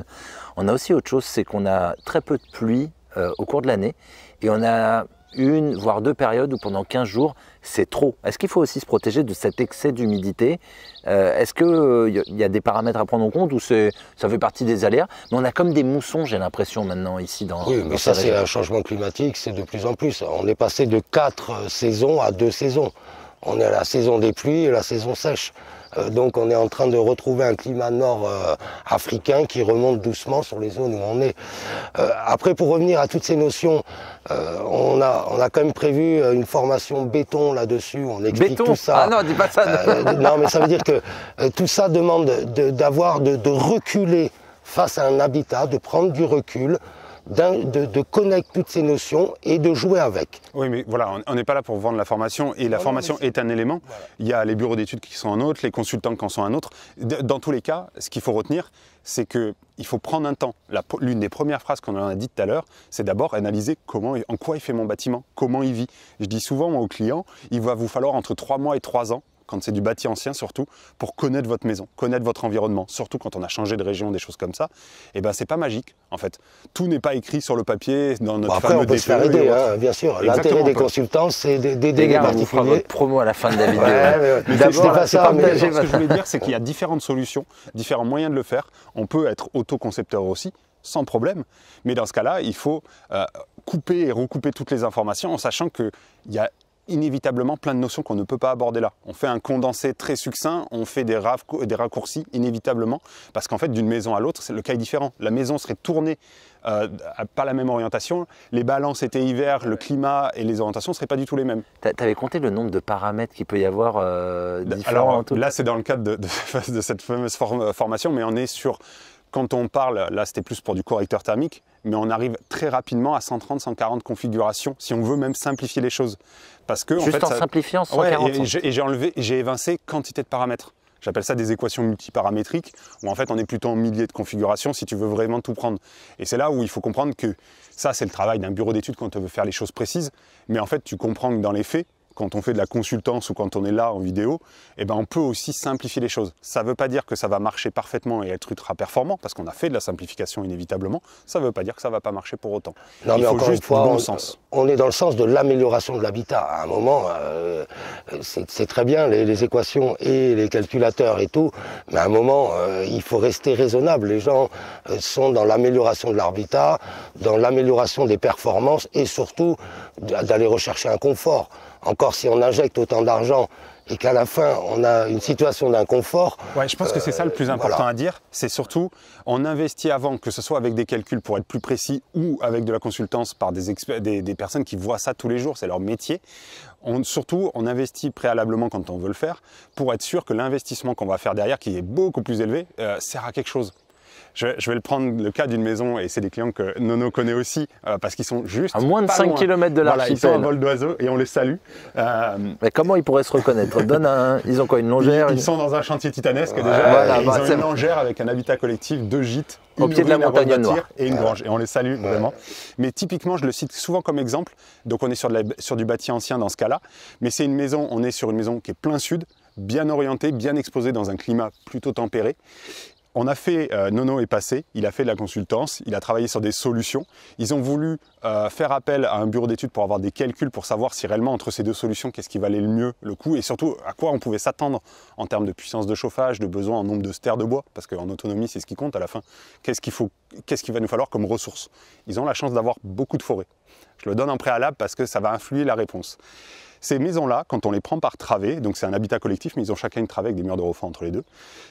Si on fait du correcteur thermique dans un habitat en pierre, ils auront besoin, dans ce climat-là et cette orientation-là, de 7-9 stères de bois pour se chauffer, globalement. On a fait le calcul, et c'est là l'avantage de la théorie et de la simulation, c'est préalablement de se dire, bon, ben maintenant on fait une isolation par l'extérieur, une ITE. Pareil, dans ce cas-là, qu'est-ce qu'on gagne? On l'a fait. dans la modélisation et on passe de 7-9 stères à 4-5 stères. Alors oui, on est quasiment 2 fois plus performant. Oui, on va aller atteindre les 90% de limitation de déperdition, 85-90%. C'est le top, il n'y a pas de souci sur le papier, il faut absolument faire ça. Dans les faits, on n'a gagné que 3-4 stères de bois en moins pour se chauffer par an. Surtout qu'ils ont la ressource. Ils ont 5 hectares de bois. Ils sont une dizaine sur les collines. Rien que de ramasser les petites branches, ils peuvent se chauffer. C'est marrant, je refais le pont de ce que vient de dire Ben. La bâtisse ancienne, les isolations par l'extérieur, le coût d'une isolation à l'extérieur, c'est pas quelque chose qu'on va amortir sur 10 ans. Hein. Ça veut dire que... Non, c'est pas ça, c'est qu'il faut que les gens comprennent. Ici, on est dans un cadre bien précis où l'isolation par l'extérieur va changer totalement l'habitat et on va pouvoir obtenir des performances tout de suite. Alors même qu'on est dans un climat tempéré. Parce on est dans le même climat qu'ils sont, parce qu'ils sont à 5 km. Balance été-hiver, température minimale et autres. On ne donne pas les mêmes réponses en altitude ou dans le nord, etc. Oui, c'est pas les mêmes choses. C'est le fameux ça dépend. Et sur le bâti ancien, donc je complète, sur le bâti ancien, en arriver à faire une isolation par l'extérieur, si on a déjà fait tout le processus avant et tout ça, c'est très compliqué à amortir. Parce qu'en fait, là, c'est extrêmement pertinent et on va obtenir un résultat... On rappelle, il y a 35 mètres carrés au non, sol. c'est pas ça. Le mur ancien, les murs anciens sont déjà des murs avec de l'inertie. Ils ont déjà... donc, on va gérer totalement différemment l'approche. Et, par exemple, l'exemple simple, la correction sur un mur ancien va être plus rentable au niveau investissement que de vouloir passer direct par une isolation par l'extérieur. Ouais, c'est certain. Ça c'est certain et inévitable. Je vais quand même pondérer ça d'un fait, c'est qu'il faut aussi se projeter sur la production de la ressource. Quand on est sur un bâti ancien avec peu de forêt autour, alors soit on peut réfléchir à la ressource en local et qu'on va chercher, là on parle plus d'autonomie, il est clair qu'il faut se poser la question, est-ce que je vais facilement me fournir, est-ce que j'ai l'énergie aussi, suivant mon âge, de fournir pendant les 50 ans à venir 10 stères de bois par an, de manière écologique, parce qu'en sachant que pour fournir 10 stères de manière écologique, il faut quasiment 1 hectare de bois pour venir le ponctionner. Voilà. C'est pas que la maison, c'est aussi l'habitant que vous devez analyser, ses modes de vie et tout. Voilà. Mais ça rajoute dans l'équation, ça. Voilà. Est-ce qu'il veut d'une habitation où en fait il lui faut 3 stères de bois à peine pour se chauffer, et en fait on parle juste de chute d'arbres, là clairement de branchage et autres, et donc là on est sur quelque chose de très vertueux, ou est-ce qu'on parle d'une habitation où en fait il y a tellement de bois et autres que les 10 stères, ils y seront dans tous les cas, ils sont là, c'est le renouvellement naturel du bois. Ne serait-ce que l'entretien voilà, donc en fait on est quand même obligé d'entretenir notre terrain, et avec l'entretien du terrain on apporte déjà 80 à 100% des calories. Il n'y a pas que les chiffres, il n'y a pas que le chantier ou l'argent, il y a aussi la projection à long terme. Et donc ça, il n'y a pas de vraie bonne solution. Bon Ben, on s'occupe de l'archipel ou pas? Allez. Sur la dalle, j'ai adoré le côté pierre parce que l'été, c'était fantastique. En hiver, je marche pas pieds nus dessus, c'est congelé, il n'y a pas de protection comme tu disais, c'est directement sur la dalle. Je vais essayer de montrer le... Bon, on le voit, on regarde voit un peu vers le haut, tu vas voir si tu recules un peu, on voit le jour. Ah oui, ouais. Et alors toi Ben, ouais c'est bon on le voit. Toi Ben, t'as carrément dit là, c'est comme si on avait une fenêtre... c'est l'équivalent de laisser sa fenêtre entrouverte d'1 centimètre ou 2. Donc c'est rapide là, mais ça c'est visible et c'est presque choquant parce que là on voit le jour. Mais il faut savoir que ça joue à partir d'1 millimètre. Des fois on ne voit pas le jour parce qu'en fait on a des zigzags dedans. Mais ça c'est de l'étanchéité au courant d'air. Ça veut dire qu'on a des flux d'air qui sont traversants dans la maison et c'est le confort dans une pièce est géré par la température ambiante, l'hygrométrie ambiante, c'est pour ça qu'il faut hygro-réguler les pièces, par ventilation mécanique, par rendu naturel ou autre. L'étanchéité au courant d'air, ça c'est le phénomène qui fait que l'été, la petite brise de vent nous rafraîchit, on est très content, mais l'hiver, on l'apprécie beaucoup moins, parce qu'elle nous refroidit. Et donc c'est pour ça qu'on parle d'étanchéité au courant d'air, j'aime bien ce terme-là, plus qu'étanchéité à l'air. Et la dernière chose qu'il faut parler, et c'était d'ailleurs le 4e des éléments dont on a parlé tout à l'heure, qu'on devait parler tout à l'heure, isolation, temps de déphasage, inertie, effusivité des parois. Ça, c'est la température ressentie du parement intérieur. Là, on est dans un cas de figure où on a déjà une ITE à l'extérieur, donc on est sur le mur où on a le colombage et le chaud-chanvre rempli. Thermiquement, on est techniquement très performant, pour autant, le ressenti de cette paroi est froide. Ah non, elle est glaciale. Parce que là, en fait, on a le parpaing qui donne à l'intérieur. Et là, il ne faut pas oublier du coup que Je vais plutôt parler dans ce cas-là de toutes les maisons où on a des doublages intérieurs avec un isolant et du placo devant, et que ce soit du Pharmacell ou du placo, c'est le même combat. C'est deux placos en équivalent énergétique en Pharmacell. Okay. C'est des parements froids. Le parpaing est à parement froid. L'effusivité des parois, c'est un phénomène physique qui fait qu'à température de paroi égale, de matériau égal, naturellement, le verre, le métal, le carrelage, le placo nous paraissent toujours plus froids à nous humains que la pierre, à nous humains que le bois, la chaux ou surtout la terre. Mais tu vois, comme quoi, moi je te disais, ça c'est agréable. Là, en été, là, ça, dès que tu t'assois, j'étais dans là, c'est l'effet inverse. Ah ouais, totalement. Après, je reviens sur la notion d'efflusivité, donc c'est un mot un peu savant. En réalité, c'est simplement le ressenti. Donc on est face à une matière, on a un ressenti froid. Si maintenant on modifie, donc on en parle de correction d'un ressenti froid, et on va utiliser des matières et on va corriger ce ressenti. Alors, à partir de combien de centimètres on commence à se dire « Ah, il y a plus ce ressenti ». Alors justement, là au-dessus, on voit bien qu'au-delà de 6 cm, allez, 5, 6 cm... Ça dépend déjà si tu es isolé par l'extérieur, si tu es isolé par l'intérieur, si ça dépend de ta température extérieure et tout déjà. Donc, et là, voilà. Là, dans ce cas-là, donc on a expliqué, on le voit, il y a le là, colombage. On est sur un mur sud déjà. On est une isolation par l'extérieur. Déjà, si on commence à jouer, parce qu'on est sur ce mur-là, qui n'est pas les mêmes expositions que le reste, si déjà on commence à jouer à 2-3 cm de terre, en enduit terre, ou d'un parement bois, ça va totalement changer la donne, en fait. Alors, le parement bois, ouais, mais on va quand même se couper un peu d'inertie. Moi, je resterais plutôt sur chaux-chanvre ou terre. On pourrait simplement travailler avec la terre. Ici, la terre, elle est argileuse. On pourrait un mode avoir extrêmement économique. On vient prélever la terre sur le terrain de Brianne. On apporte un peu de chaux. On y rajoute une fibre dedans. Et là, on a encore des options parce qu'on n'est pas directement aux intempéries. Donc, c'est des fibres qui pourraient être même moins silicieuses. Et on aura une correction très intéressante. Ce que vous devez comprendre avec la correction, c'est le ressenti des choses. Donc le sol, on est au contact du sol avec une surface toute petite. Le mur, lui, il incombe toute la surface du corps. Et donc, la première, pour moi, qui est très importante, c'est la correction des murs. La surface la plus pénalisante est la surface des murs en termes de ressenti humain. C'est légèrement négociable quand on est sur des bureaux ou des espaces où on est assis. Et donc là, on a la balance qui est entre le sol et les murs un peu équilibrée, entre les deux. Mais voilà, ces surfaces-là sont les plus importantes en termes de ressenti. Après, là-haut, on est directement sur une matière en bois, donc on a déjà une correction là-haut. Il y a de la laine, Alors, l'isolation, c'est une chose. Là, on parle de correction. Donc, n'oubliez pas, moi, je vais vous donner une petite phrase que j'utilise souvent dans mes rendez-vous. La notion de correction, c'est une notion qui est comme la confiance. On est sur un principe de ressenti. Donc on n'est pas sur une équation mathématique, on peut l'expliquer mathématiquement, mais pensez plutôt à un ressenti. Le ressenti, c'est quelque chose qui touche un autre aspect de notre personne. Oui, donc, on pourrait dire il y a les chiffres par Ben et Nono, toi... Mais de toute façon, les chiffres se recoupent, hein. On arrive à la même chose. Même au bureau d'études, moi, en termes d'effusivité de paroi, je fais quelques températures de surface de paroi.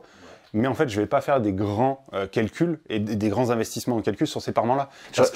Je me suis mal exprimé. Est-ce que, par exemple, il est possible que toi, tu es sur les chiffres, on est bon, et qu'en ressenti, on se dise « Ah, moi, je ne suis pas bon ». Est-ce que... pas avec le niveau d'expertise de Ben. Le problème, c'est un problème de calcul. Il ne faut pas oublier que la science n'est qu'une simplification de la réalité. Et c'est café d'incertitude. Le logiciel donne toujours un résultat. Tout dépend de ce que l'ingénieur, le technicien va en faire en fait derrière de ce résultat. Parce qu'on peut y croire ou pas y croire. Typiquement, on est sur ces aspects-là d'effusivité, de ressenti des températures. Je m'embête même pas. On est sur du ressenti tellement fictif, totalement fictif. C'est-à-dire qu'il est arbitraire à la personne. J'aime bien, moi, demander aux gens, est-ce qu'ils sont déjà allés dans des maisons avec des enduits terre ou des maisons en pierre, des maisons avec du carrelage au sol, est-ce qu'ils aiment bien ou pas?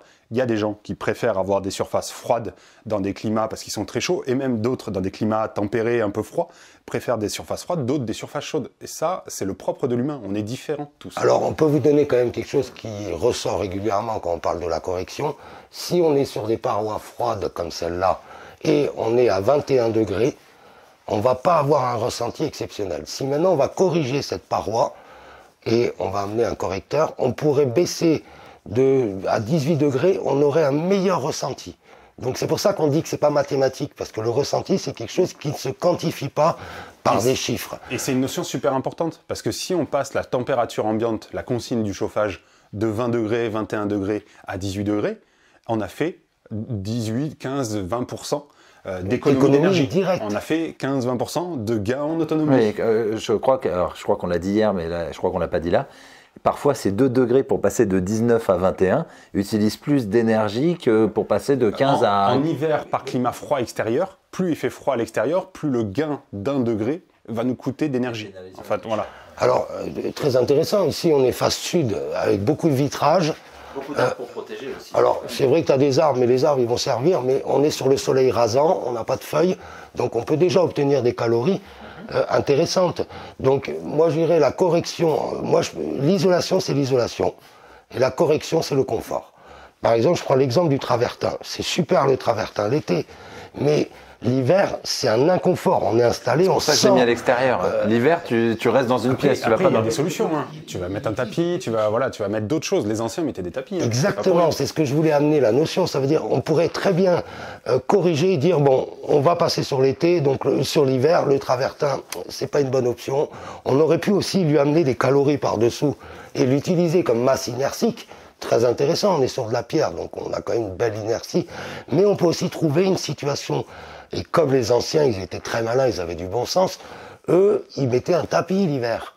Donc, on met le tapis l'hiver, on coupe, on fait une correction, parce que c'est déjà une correction, et on enlève le tapis l'été, et on a la fraîcheur optimum pour les nuits d'été. Ça, c'est valable parce que voilà, on est dans un climat chaud. La balance entre été et hiver est vraiment sur un été très long par rapport à un hiver. Ça ne sera pas la même réponse dans d'autres climats.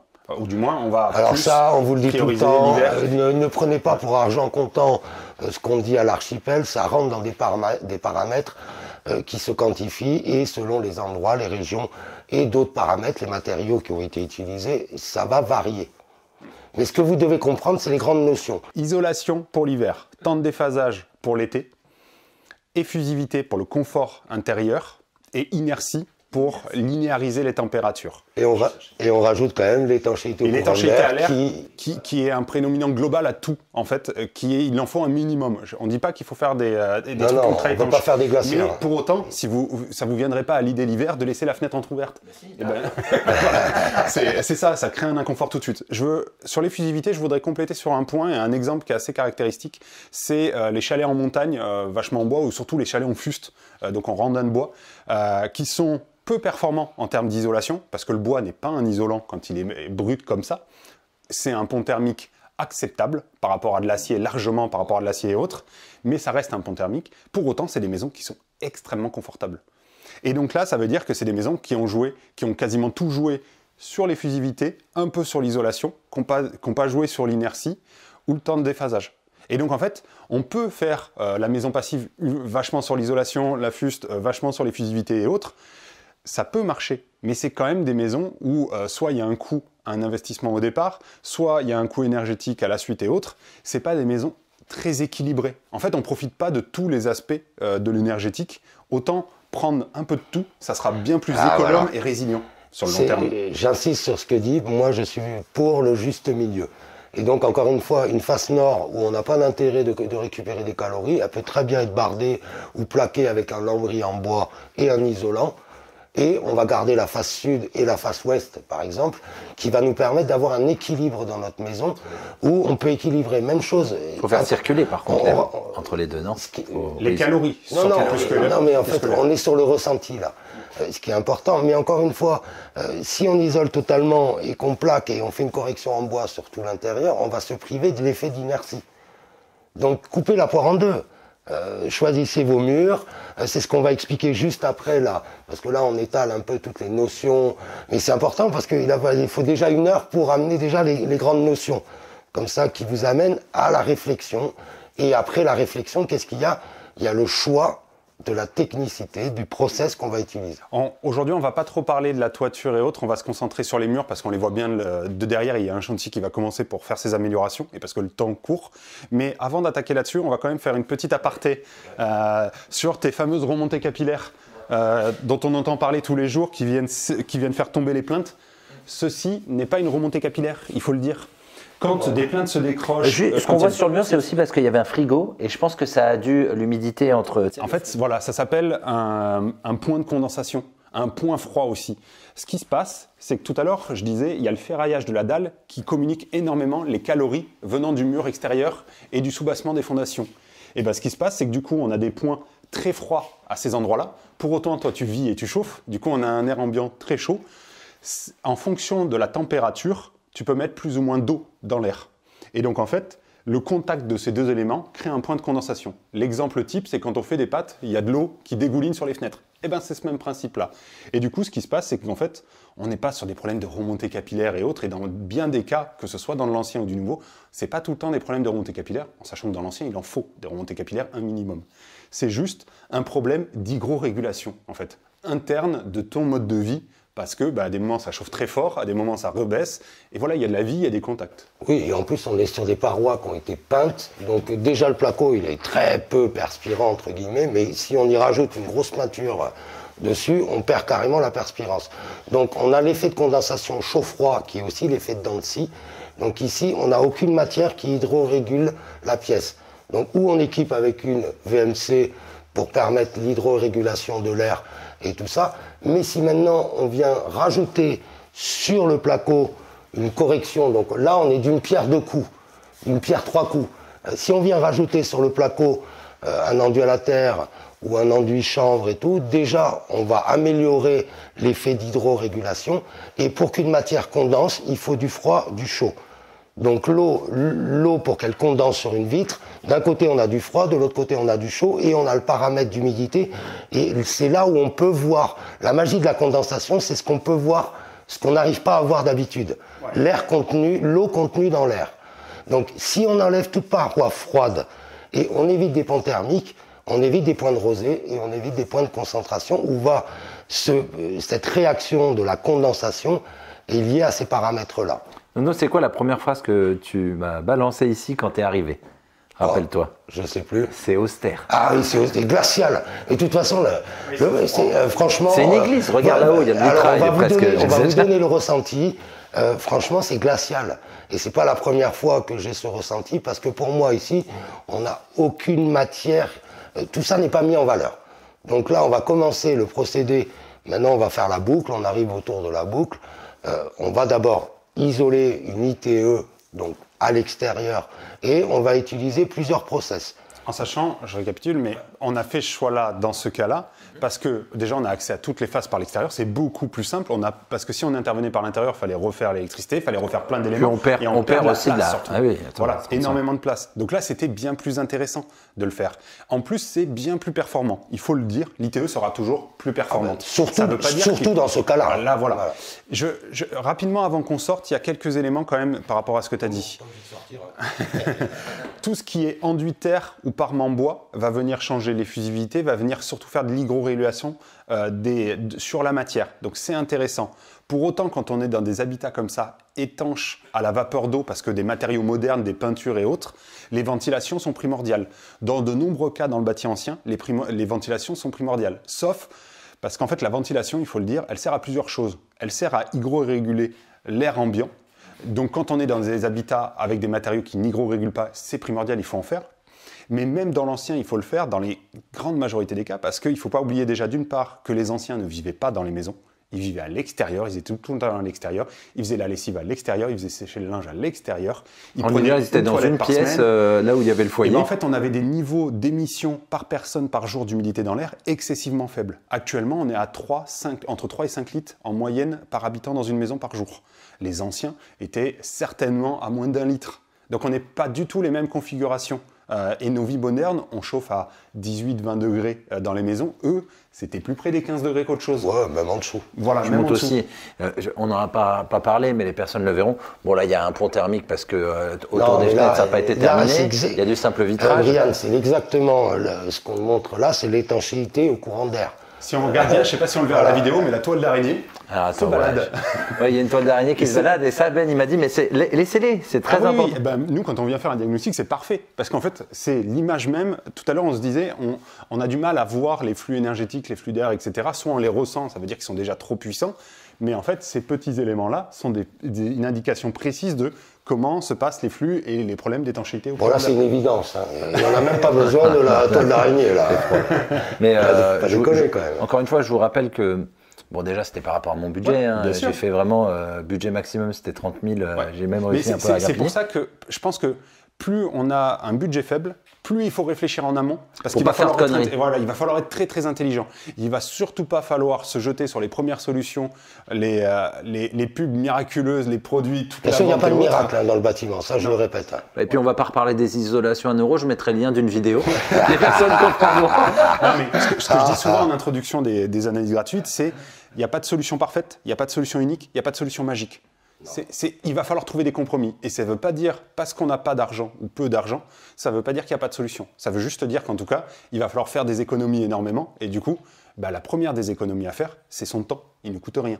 Donc on va faire par étapes, on ne va pas se lancer dans un chantier gigantesque, on va le faire par étapes, parce qu'il y a des coûts inhérents, inévitables, une menuiserie, des choses comme ça, on ne peut pas la fabriquer soi-même. Certains y arrivent, mais c'est difficile, c'est quand même compliqué. Mais le ratio n'est pas bon. Il y a des coûts matériaux inhérents, inévitables, mais pour autant on peut faire des économies. La règle, c'est surtout de ne pas se lancer dans quelque chose de titanesque.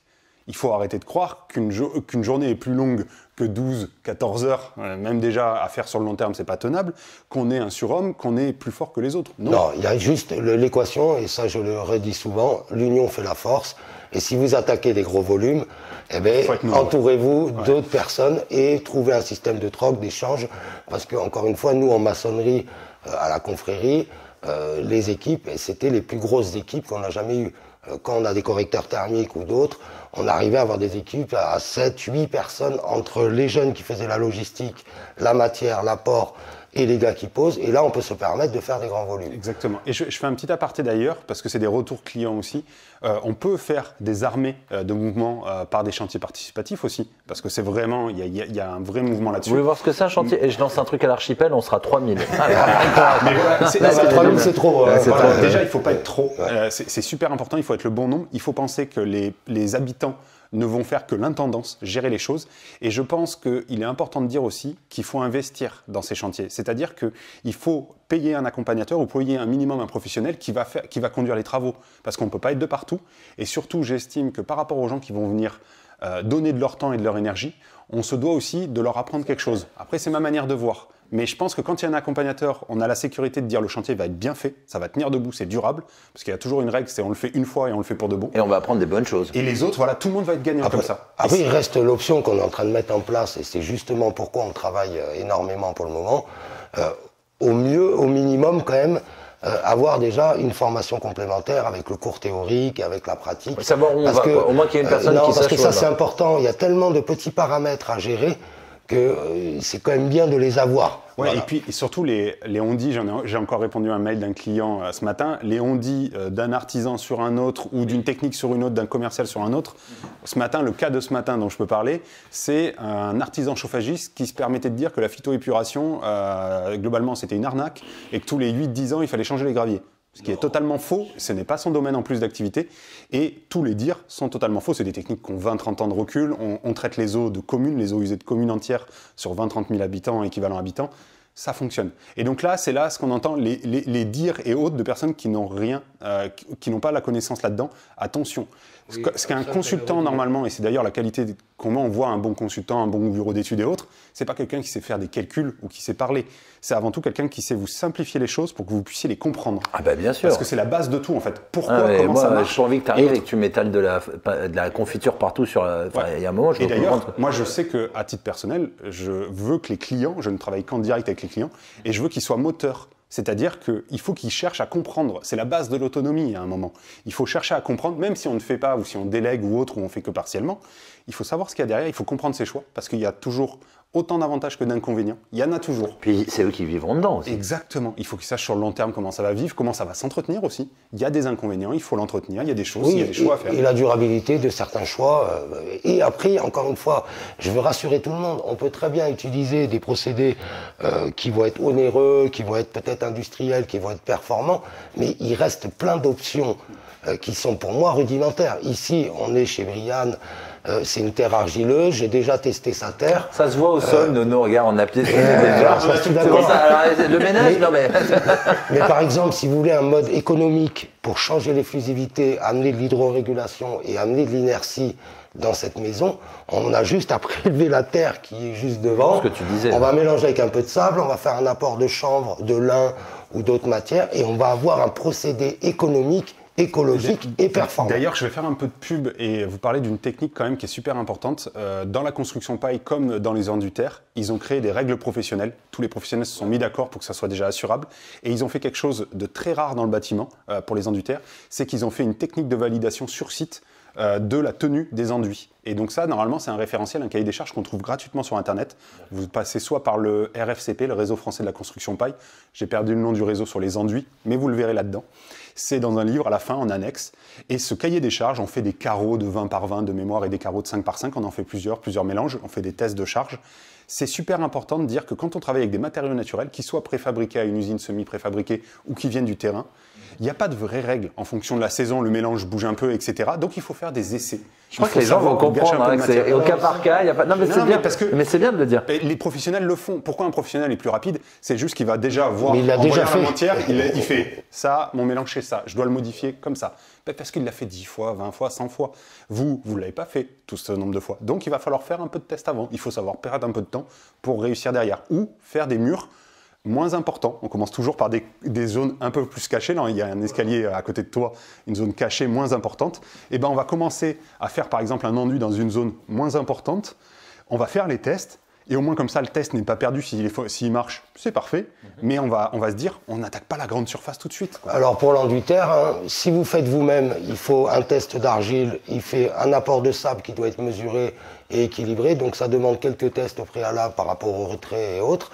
Mais il reste encore des options entre les deux. Aujourd'hui, il existe plusieurs boîtes qui vendent des mélanges prêts à l'emploi, qui sont assez économiques, je trouve, mais surtout pour des personnes qui n'ont pas le temps ou qui n'ont pas... Pour se donner la confiance, voilà, ou qui n'ont peut-être pas l'espace pour faire les essais. N'oubliez pas que, encore une fois, on a toute cette palette. Il faut pas rester obtus, en fait. Il faut savoir ouvrir son esprit, prendre du recul et de dire, bon voilà, on est sur une situation, on pourrait très bien utiliser un correcteur thermique chaud-chanvre, mais il serait plus onéreux. Il ne serait pas directement lié au bâti ancien, donc on ne serait pas sur un phénomène de perspirance, vu qu'on a quelque chose qui est imperméable. Là, on va plutôt baser sur de l'inertie. Donc ça veut dire on va essayer emmagasiner cette fameuse chaleur, par exemple. Ouais, ça veut dire que là, la cuisinière qui est là, si maintenant on met 4-5 cm d'enduit terre tout autour et qu'on le charge avec du sable, on va avoir un vrai effet d'inertie. Plus une hydrorégulation, plus une correction. Il y a un exemple classique. Souvent, on voit derrière les poêles et autres, on monte des parements en briques, des choses comme ça, ou des petits murs en briques. Oui, comme c'est fait derrière, regarde, voilà, les anciens... Alors là, c'était de la protection au feu, vu que c'était une cheminée ouverte, parce que c'est un matériau avec la brique réfractaire qui va tenir les températures. Mais si on monte ça derrière ce poêle, en fait, on va ajouter du temps de déphasage à la source de chaleur. On va tendre vers l'effet poêle de masse, en fait. C'est-à-dire qu'on chauffe une surface et elle nous le rend plus tard.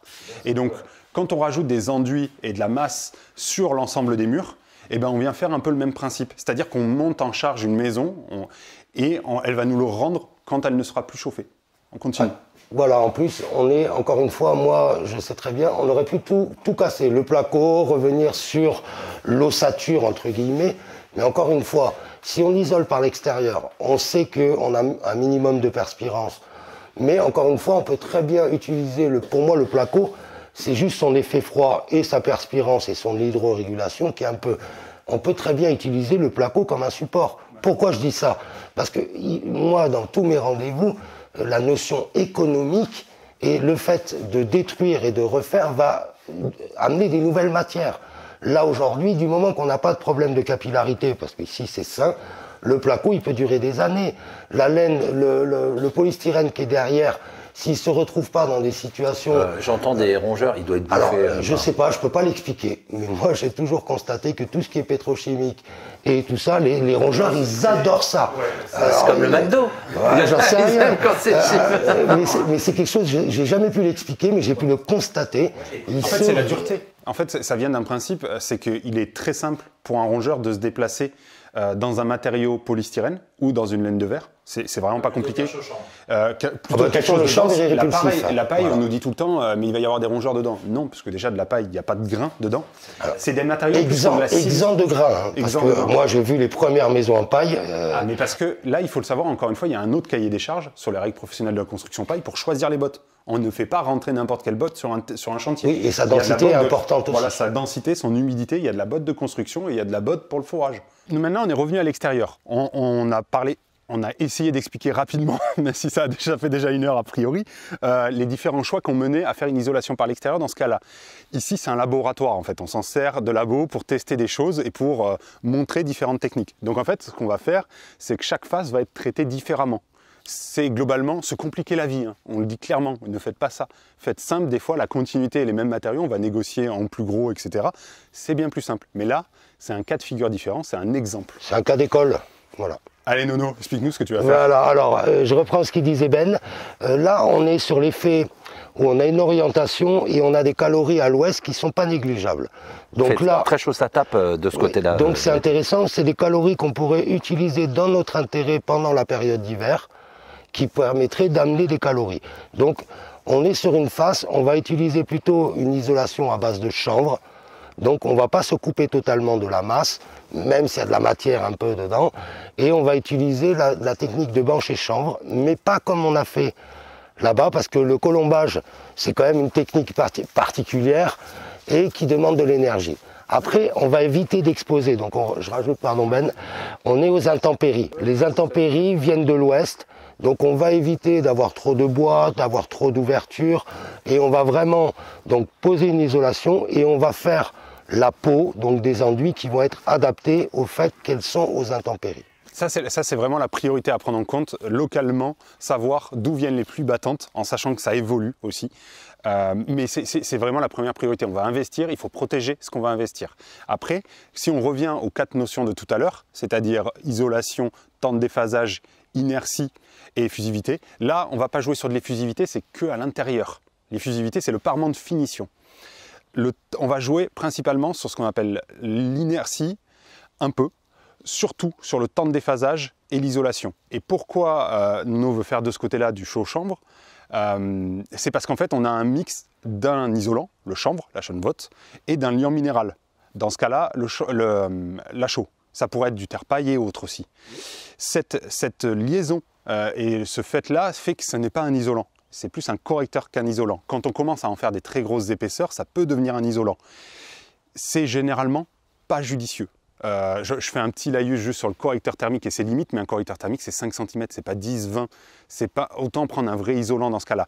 Ici, pourquoi on a fait le choix de faire 14-15 cm de chaud-chanvre? C'est parce que oui, ce mur est très exposé à la chaleur en été, donc c'est un problème, donc il faut que le temps de déphasage soit bien entre 12 et 14 heures. Il faut être un minimum isolé pour l'hiver aussi, parce que on est quand même dans un climat qui descend une partie du temps. Exactement, on a un beau couloir de vent. Et il faut quand même se dire aussi qu'en intersaison, quand le soleil en fin de journée va venir taper, il y a un intérêt à récupérer ces calories. Et donc on est sur une face où en fait on va faire un équilibre entre toutes ces solutions.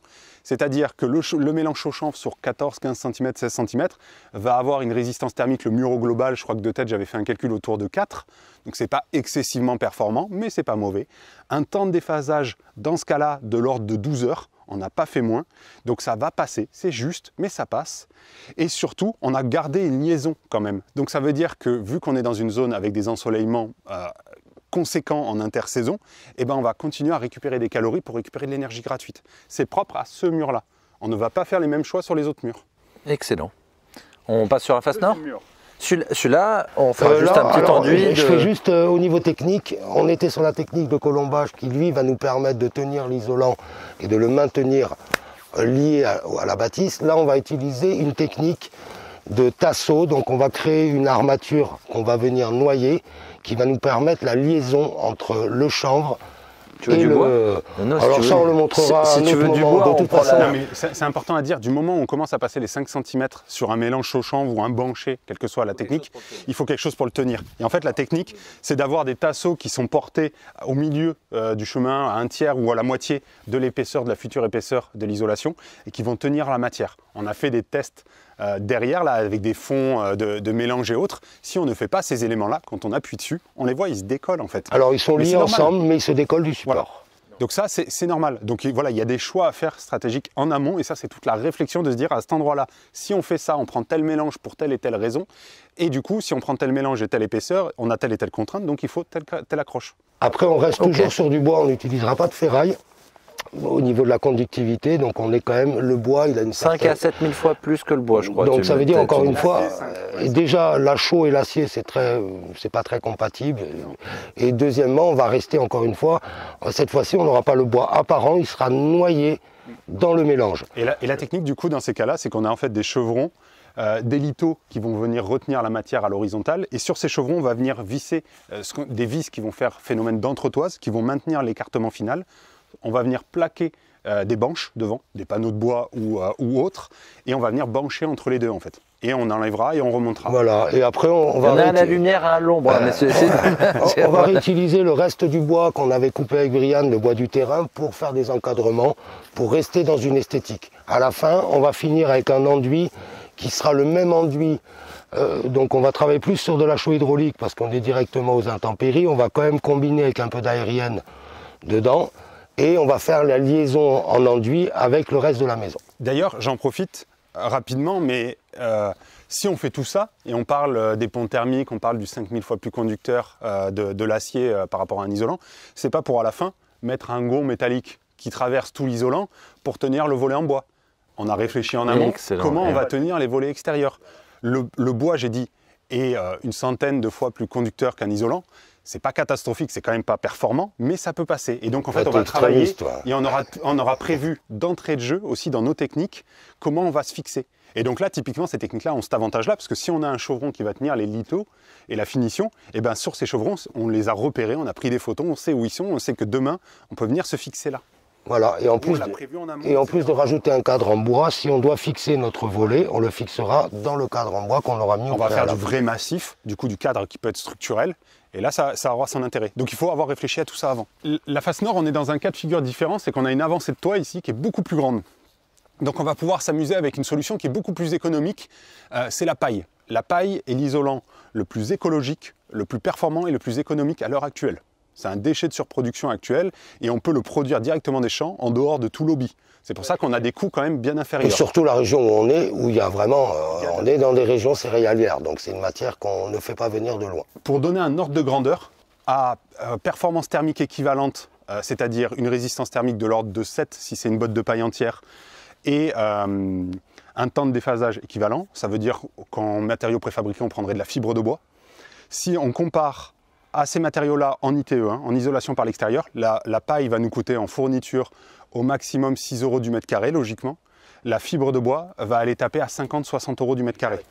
À performance égale. Donc là, on est sur de l'ultra-performance, parce que la paille est très très performante quand elle est en botte entière. Là, ça et donc parle, c'est là qu'on je pense que l'argent est un des premiers... Voilà. Non, mais on comprend vite que là, on peut faire des économies. Seule contrainte, quand on est dans de la botte entière, ça fait 37 cm, donc on ne peut pas le mettre n'importe où.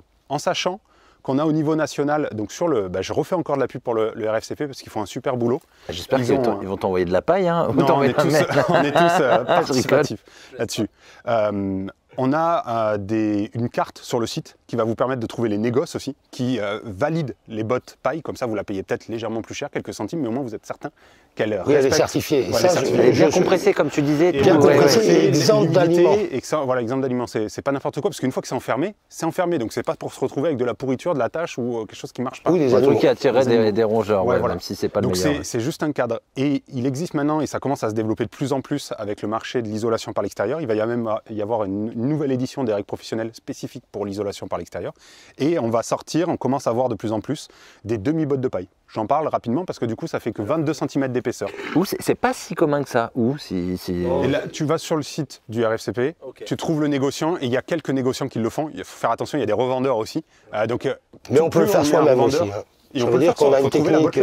J'ai plus la La référence de la botteleuse, botteleuse. il faut y en a une la qui- référence, il faut une botteleuse qui compresse En bien. fait, il y a une référence, je l'ai plus en tête comme ça, de botteleuse ancienne. Hein. La botteleuse, elle a 50 ans. Hein. Oui, oui, mais de toute façon, il faut juste bien la régler. Ça, c'est tout un travail dans le champ sur les premières bottes, mais c'est normal, toute botte, on règle au début. Et on peut faire de la demi-botte. Donc ça, c'est aussi possible de faire encore plus économique les 6 € que j'ai donnés. Hein. En sachant que le plus économique d'isolation par l'extérieur, ça sera surtout l'avantage quand on a un parement en brique ou en parpaing, c'est qu'on a quelque chose d'inerte et de résistant, donc on peut carrément venir se cheviller dedans. Là, on va faire un choix potentiellement différent, on va voir, on a encore un Au côté de débat. l'aspect technique, voilà. Mais surtout, ce qui est vraiment important, c'est que là, on est sur face nord. On n'a pas d'effet d'inertie, on ne peut pas récupérer. Donc, on va simplement isoler. Donc là, on va mettre un... Et en plus, on va finir avec un revêtement qui n'est pas de la maçonnerie. Donc, on va utiliser un revêtement qui va protéger des intempéries la paille. Parce que la seule faiblesse que pourrait avoir la paille, c'est le problème des intempéries extérieures. Mais Donc, comme tout matériau naturel, et même comme tout matériau pétrolier, hein, parce qu'il ne faut pas oublier que le polystyrène et le polyuréthane, si vous les laissez aux UV, ils dégazent. Donc ils perdent leur performance thermique. Donc tout matériau doit être protégé, ce n'est pas n'importe Alors, quoi. celui qu'on a parlé juste avant, et c'est vraiment une technique qui pour moi est vraiment durable, il serait plus adapté sur un bâti ancien, mais là on va le dériver légèrement pour avoir une bâtisse comme celle-là. Ce qui est intéressant, c'est aussi prévoir dans son ITE la durée de l'ITE, en sachant qu'on est souvent sur des coûts très onéreux, surtout si on est en fibre de bois compressé ou autre, on est sur des tarifs... ça picote un peu. Ah bah, la preuve, tu dis bien tout ça, mais bien tout ça. Voilà, donc là, on va utiliser sur la face nord demi-botte de paille. On pourrait même se permettre de passer sur une botte Je entière. pense que ça sera de la botte entière, on va voir ce qu'on trouve, hein, mais voilà. On va revenir... C'est pas par l'intérêt énergétique, des fois c'est fait aussi par simplicité. Et ouais, par simplicité. Après, on va venir protéger simplement avec de la terre, parce que c'est une ressource qu'on a ici et qui ne va pas nous coûter. Ce que moi je voulais, à travers, c'est ce Alors qu'on a... attention, il n'a pas fini le couple, hein, mais on ne vient pas faire un enduit terre extérieur. Hein. Non, on vient juste protéger la C'est paille. pour la suite, hein. Ça c'est pour protéger la suite. C'est juste qu'il y a de la silice dans la paille, et donc là, dans ce cas-là, si on met des panneaux, surtout si on met un pare-pluie, dans le cas où il y a un bardage, la paille va venir user le pare-pluie à la longue. Et donc en fait, on met une intermédiaire, une interface Gopti terre, argile, entre les deux. Alors ce qui est très important, si vous choisissez un process, de respecter les règles de pose et de mise en œuvre des matériaux. Ça, c'est très important. Il faut le reconnaître, le monde des pailleux a fait vachement de travail. Il faut savoir que l'évolution de la paille en France est en avance sur la majorité des autres pays dans le monde. On a énormément de construction et on a énormément de retours. Hein, quand on a des... Non, mais ouais, non, il faut, voilà, c'est une vraie avancée. On a énormément de retours d'autoconstructeurs, d'accompagnateurs, de professionnels. Et donc, il faut bénéficier des erreurs passées. Je dis tout le temps, quand c'est de l'autoconstruction, de l'autorénovation, allez faire les erreurs chez les autres tant qu'à faire. Allez faire des chantiers participatifs avant déjà pour vous rendre compte de l'ampleur du chantier. Parce que voilà, il faut se rendre compte quand on est novice ou quand on n'en a jamais fait. Il faut surtout apprendre les bons gestes dès le départ, tant qu'à faire. Donc soit vous allez faire des chantiers participatifs où il y a un accompagnateur, soit vous payez un accompagnateur pour qu'il vienne les premiers jours, juste vous donner les bons gestes, pour vous donner les bonnes lignes de départ. Ouais, ou vous trouvez une formation. Ou vous trouvez une formation, voilà. Présentielle ou Ouais, autre. exactement. J'insiste juste, là on a choisi pour la face nord, au niveau technique, parce qu'on veut sur une bonne isolation, et surtout le mode économique et écologique. Moi je veux toujours rappeler aux gens, on peut définir différents modes, mais pour les gens qui ont des petits moyens et des petites choses, il existe des solutions aussi performantes, sauf qu'elles sont beaucoup plus écologiques et beaucoup plus économiques. Comme il a dit Ben tout à l'heure, on aurait pu utiliser de la pétrochimie et on aurait obtenu un résultat. Sauf qu'on sortirait du cadre de ce On parle pas poste. ça sur l'archipel maintenant. Non, mais, Non, mais c'est comme vient de le on va en dire, parler quelques voilà. secondes quand même, parce que Je vous ai chauffé tous les deux. Vous m'avez pointé tous les deux du doigt. je vais en dire du bien quand même, un minimum. On est sur un bâti qui accepte le matériau de la pétrochimie et tout. On peut faire une ITE en polystyrène. C'est déjà fait sur de nombreuses maisons. Sur ce type de maison-là, c'est possible. Surtout pas sur l'ancien. Mais sur ces maisons-là, c'est possible. Mais dans ce cas-là, attention, je l'ai dit tout à l'heure, les matériaux minéraux ou pétroliers ont une participation à l'augmentation du temps de déphasage très faible.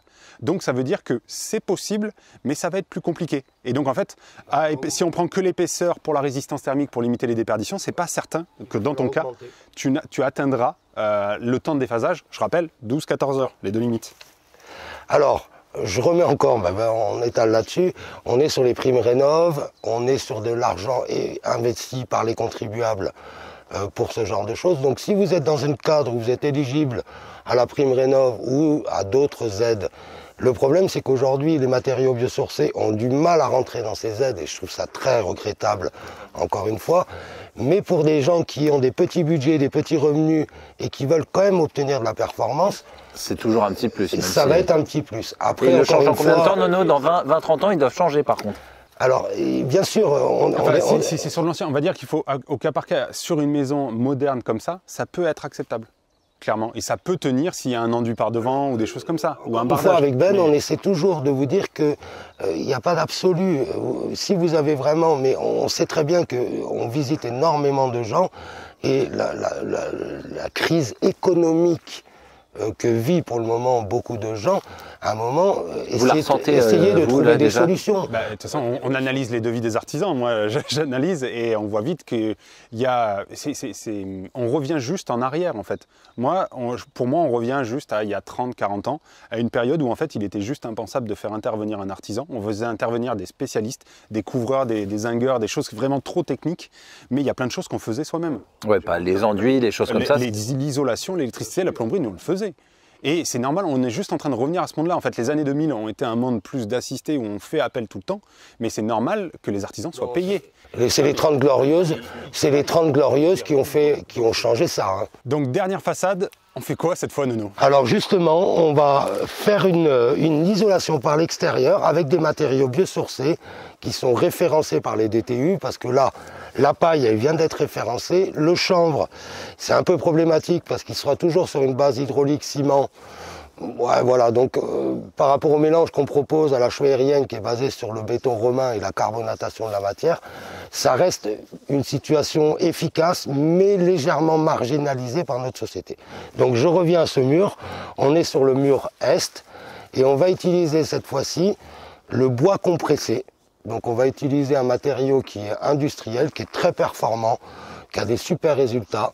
Donc on va utiliser, en sachant qu'on a très peu de calories à récupérer à l'est, la maison elle est légèrement... le matin, ça tape dessus le matin. Voilà, non, parce qu'il faut travailler en temps de déphasage, en isolation, mais on n'a pas de transfert d'inertie à récupérer intersaison, parce qu'on a souvent des brumes, des brouillards et autres. C'est pas le matin le plus intéressant. Tu as beaucoup de végétation de ce côté-là, donc en fait, là on va simplement isoler avec pour moi le process qui est... le plus simple en auto-rénovation, surtout. Alors, pas le moins onéreux, parce que du coup, c'est que des matériaux préfabriqués, mais le plus réaliste, parce que faire en auto-rénovation des enduits sur un isolant, ça reste technique de faire des enduits. Il faut apprendre à le faire. C'est pas impossible, franchement, loin de là. Sur cette façade, vu qu'on n'est pas exposé à l'eau, vu qu'on a peu d'énergie à récupérer l'hiver, du fait du temps et autres, on a besoin d'isolation et de temps de déphasage par rapport à la température ambiante extérieure. Donc là, ce qu'on va faire, on a fait le choix d'un bardage sur cette façade-là. C'est ce qu'on appelle une filière sèche. C'est pour moi la technique, loin d'être la plus économique, mais la plus pratique et la plus réalisable par un auto-rénovateur. Parce qu'on peut travailler façade par façade et c'est simple. Il faut peu de matériel pour travailler le bois. On a deux options. On a l'option qui est un peu plus complexe et qui peut être enduit, parce que ce genre de panneaux peuvent être enduits. Ou on fait une option où on va venir mettre un revêtement en bois qui... Bardage ou autre. Bardage, voilà, exactement.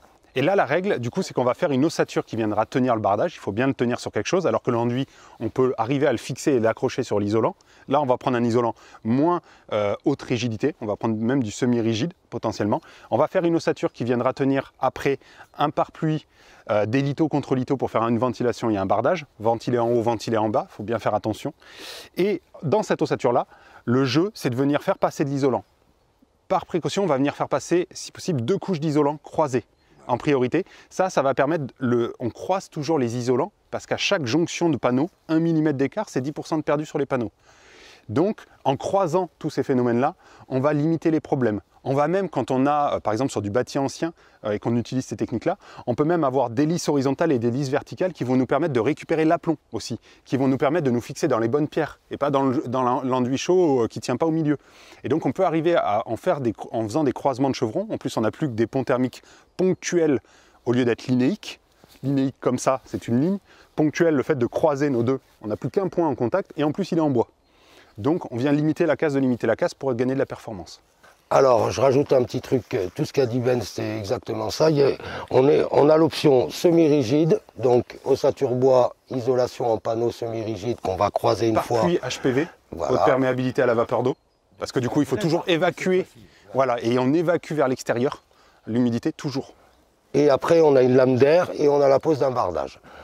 Moi, je sais très bien qu'il y a beaucoup de zones où on ne peut pas se permettre de mettre du bardage et on doit revenir sur des enduits. Donc, je vous ai dit, il y a l'option qu'on vient de parler avec Ben, pour moi, elle est là.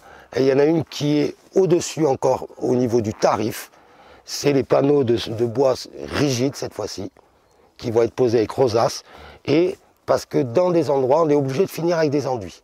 Le PLU nous oblige à avoir que des enduits, pour faire simple. On devra passer sur des enduits.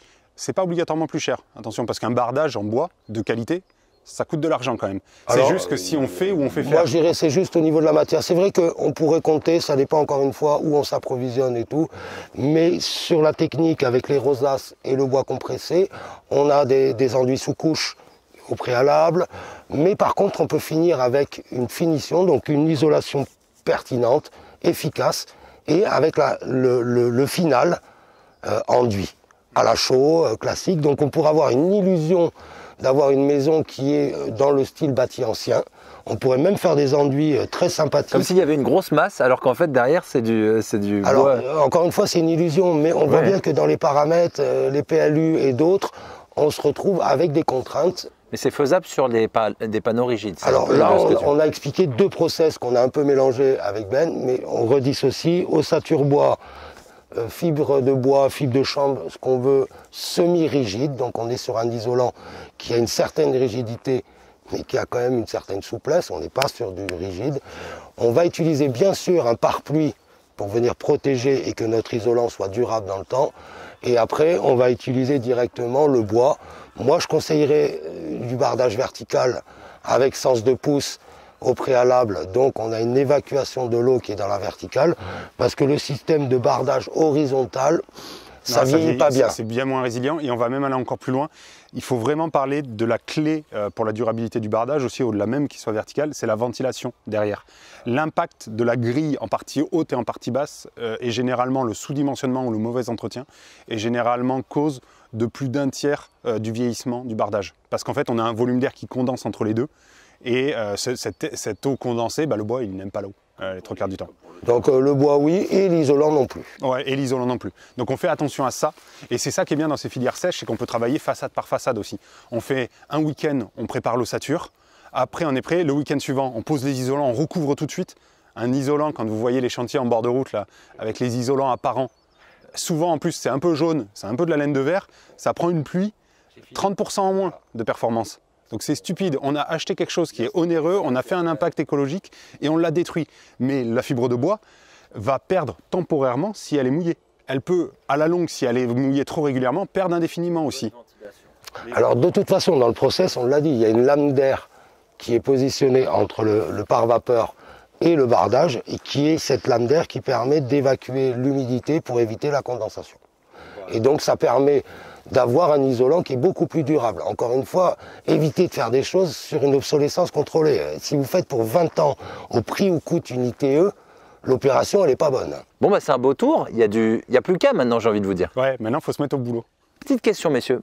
Si on arrive au bout de tout ce que vous avez dit, je vais sentir quoi en confort? 50%, 10% à peu près? Vous avez une idée? On va découper. En termes de déperdition, là, ces traitements-là vont permettre d'aller chercher du 70-80% de déperdition au moins par les murs. Alors il y a encore des manques à corriger un peu en toiture, il y a des choses, il y a d'autres défauts. Surtout, on a parlé, si on vient rajouter le traitement sur les sous-bassements, sur les parties apparentes de vide sanitaire, on va fortement améliorer ce qu'on va appeler le confort intérieur. Donc ça va être au niveau de la température du sol pour l'hiver. Le sol va être toujours aussi frais l'été, mais il va être plus chaud l'hiver. Et après, on va jouer sur le confort. Là, c'est plus en intervenant par l'intérieur. Avec l'effusivités, on va corriger les problèmes d'étanchéité au courant d'air aussi. Et là, on va jouer sur du confort, en fait. En plus de ça, on va amener un peu d'inertie, par l'intérieur et par certains dédoublages. Un bon temps de déphasage pour l'été. Et du coup, on aura une maison confortable, performante. Elle deviendra performante et elle sera confortable. Alors, l'esthétique, bien sûr, elle sera aussi jolie. Ouais. Mais on insiste, on a fait passer d'une maison des années 70 au 21e siècle dans les performances qu'on a aujourd'hui. Parce que là, Ben a quand même fait les calculs. On est toujours, parce qu'on est quand même sur un habitat qui est très petit, très facile à chauffer, même si le ratio en couverture, il est un peu léger parce qu'il a été fait sur les dernières normes en vigueur, donc 20 cm de fibre de bois, c'est la norme qui était entre... On est un petit peu léger au niveau des phasages. On aurait pu augmenter un petit peu encore, mais on ne va pas tout démonter, le toit est neuf.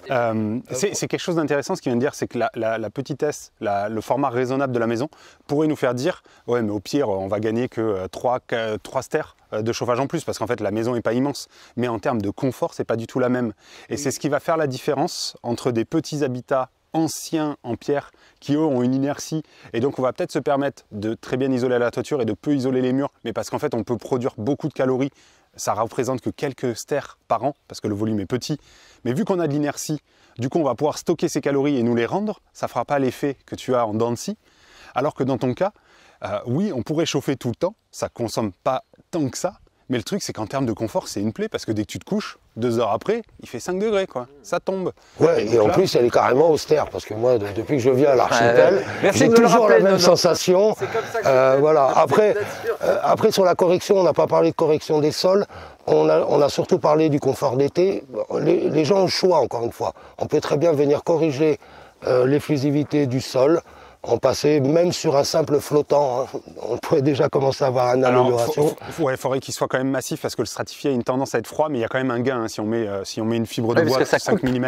Il y a cette coupure dont vous parlez. Ou on fait ça comme ça, ou sinon on peut très bien revenir sur un massif à coller qui fonctionne aussi. La technique du parquet lambourde avec lambourde est quand même un combo. Si on a 6-8 cm de dispo, on peut quand même arriver à faire de la performance sans trop prendre de place et être excessivement confortable. Alors le problème c'est que là la baie vitrée au milieu ne nous permet pas ça. Bon là on dérive.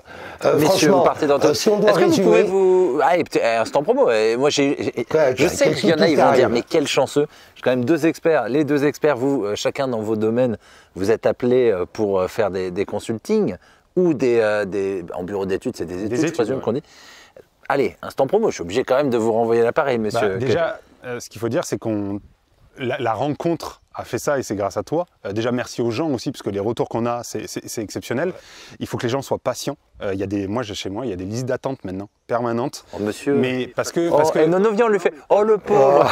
Alors, moi, je répète, j'ai aussi des listes d'attente. Voilà. Il faut répondre aux gens correctement et il faut prendre le temps.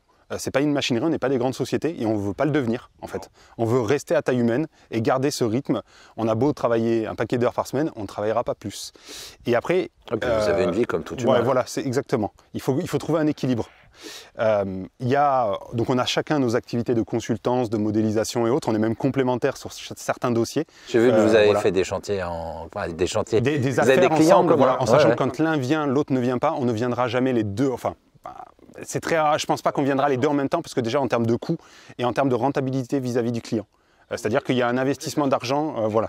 Et après, et ça c'est grâce à toi, il y a une vraie rencontre. Et donc qui donne lieu à d'autres choses. On a vu Eward dans le dernier épisode, architecte, Anastasia sa femme, là il y a Nono, on voit Stéphane, des gens comme ça qui sont...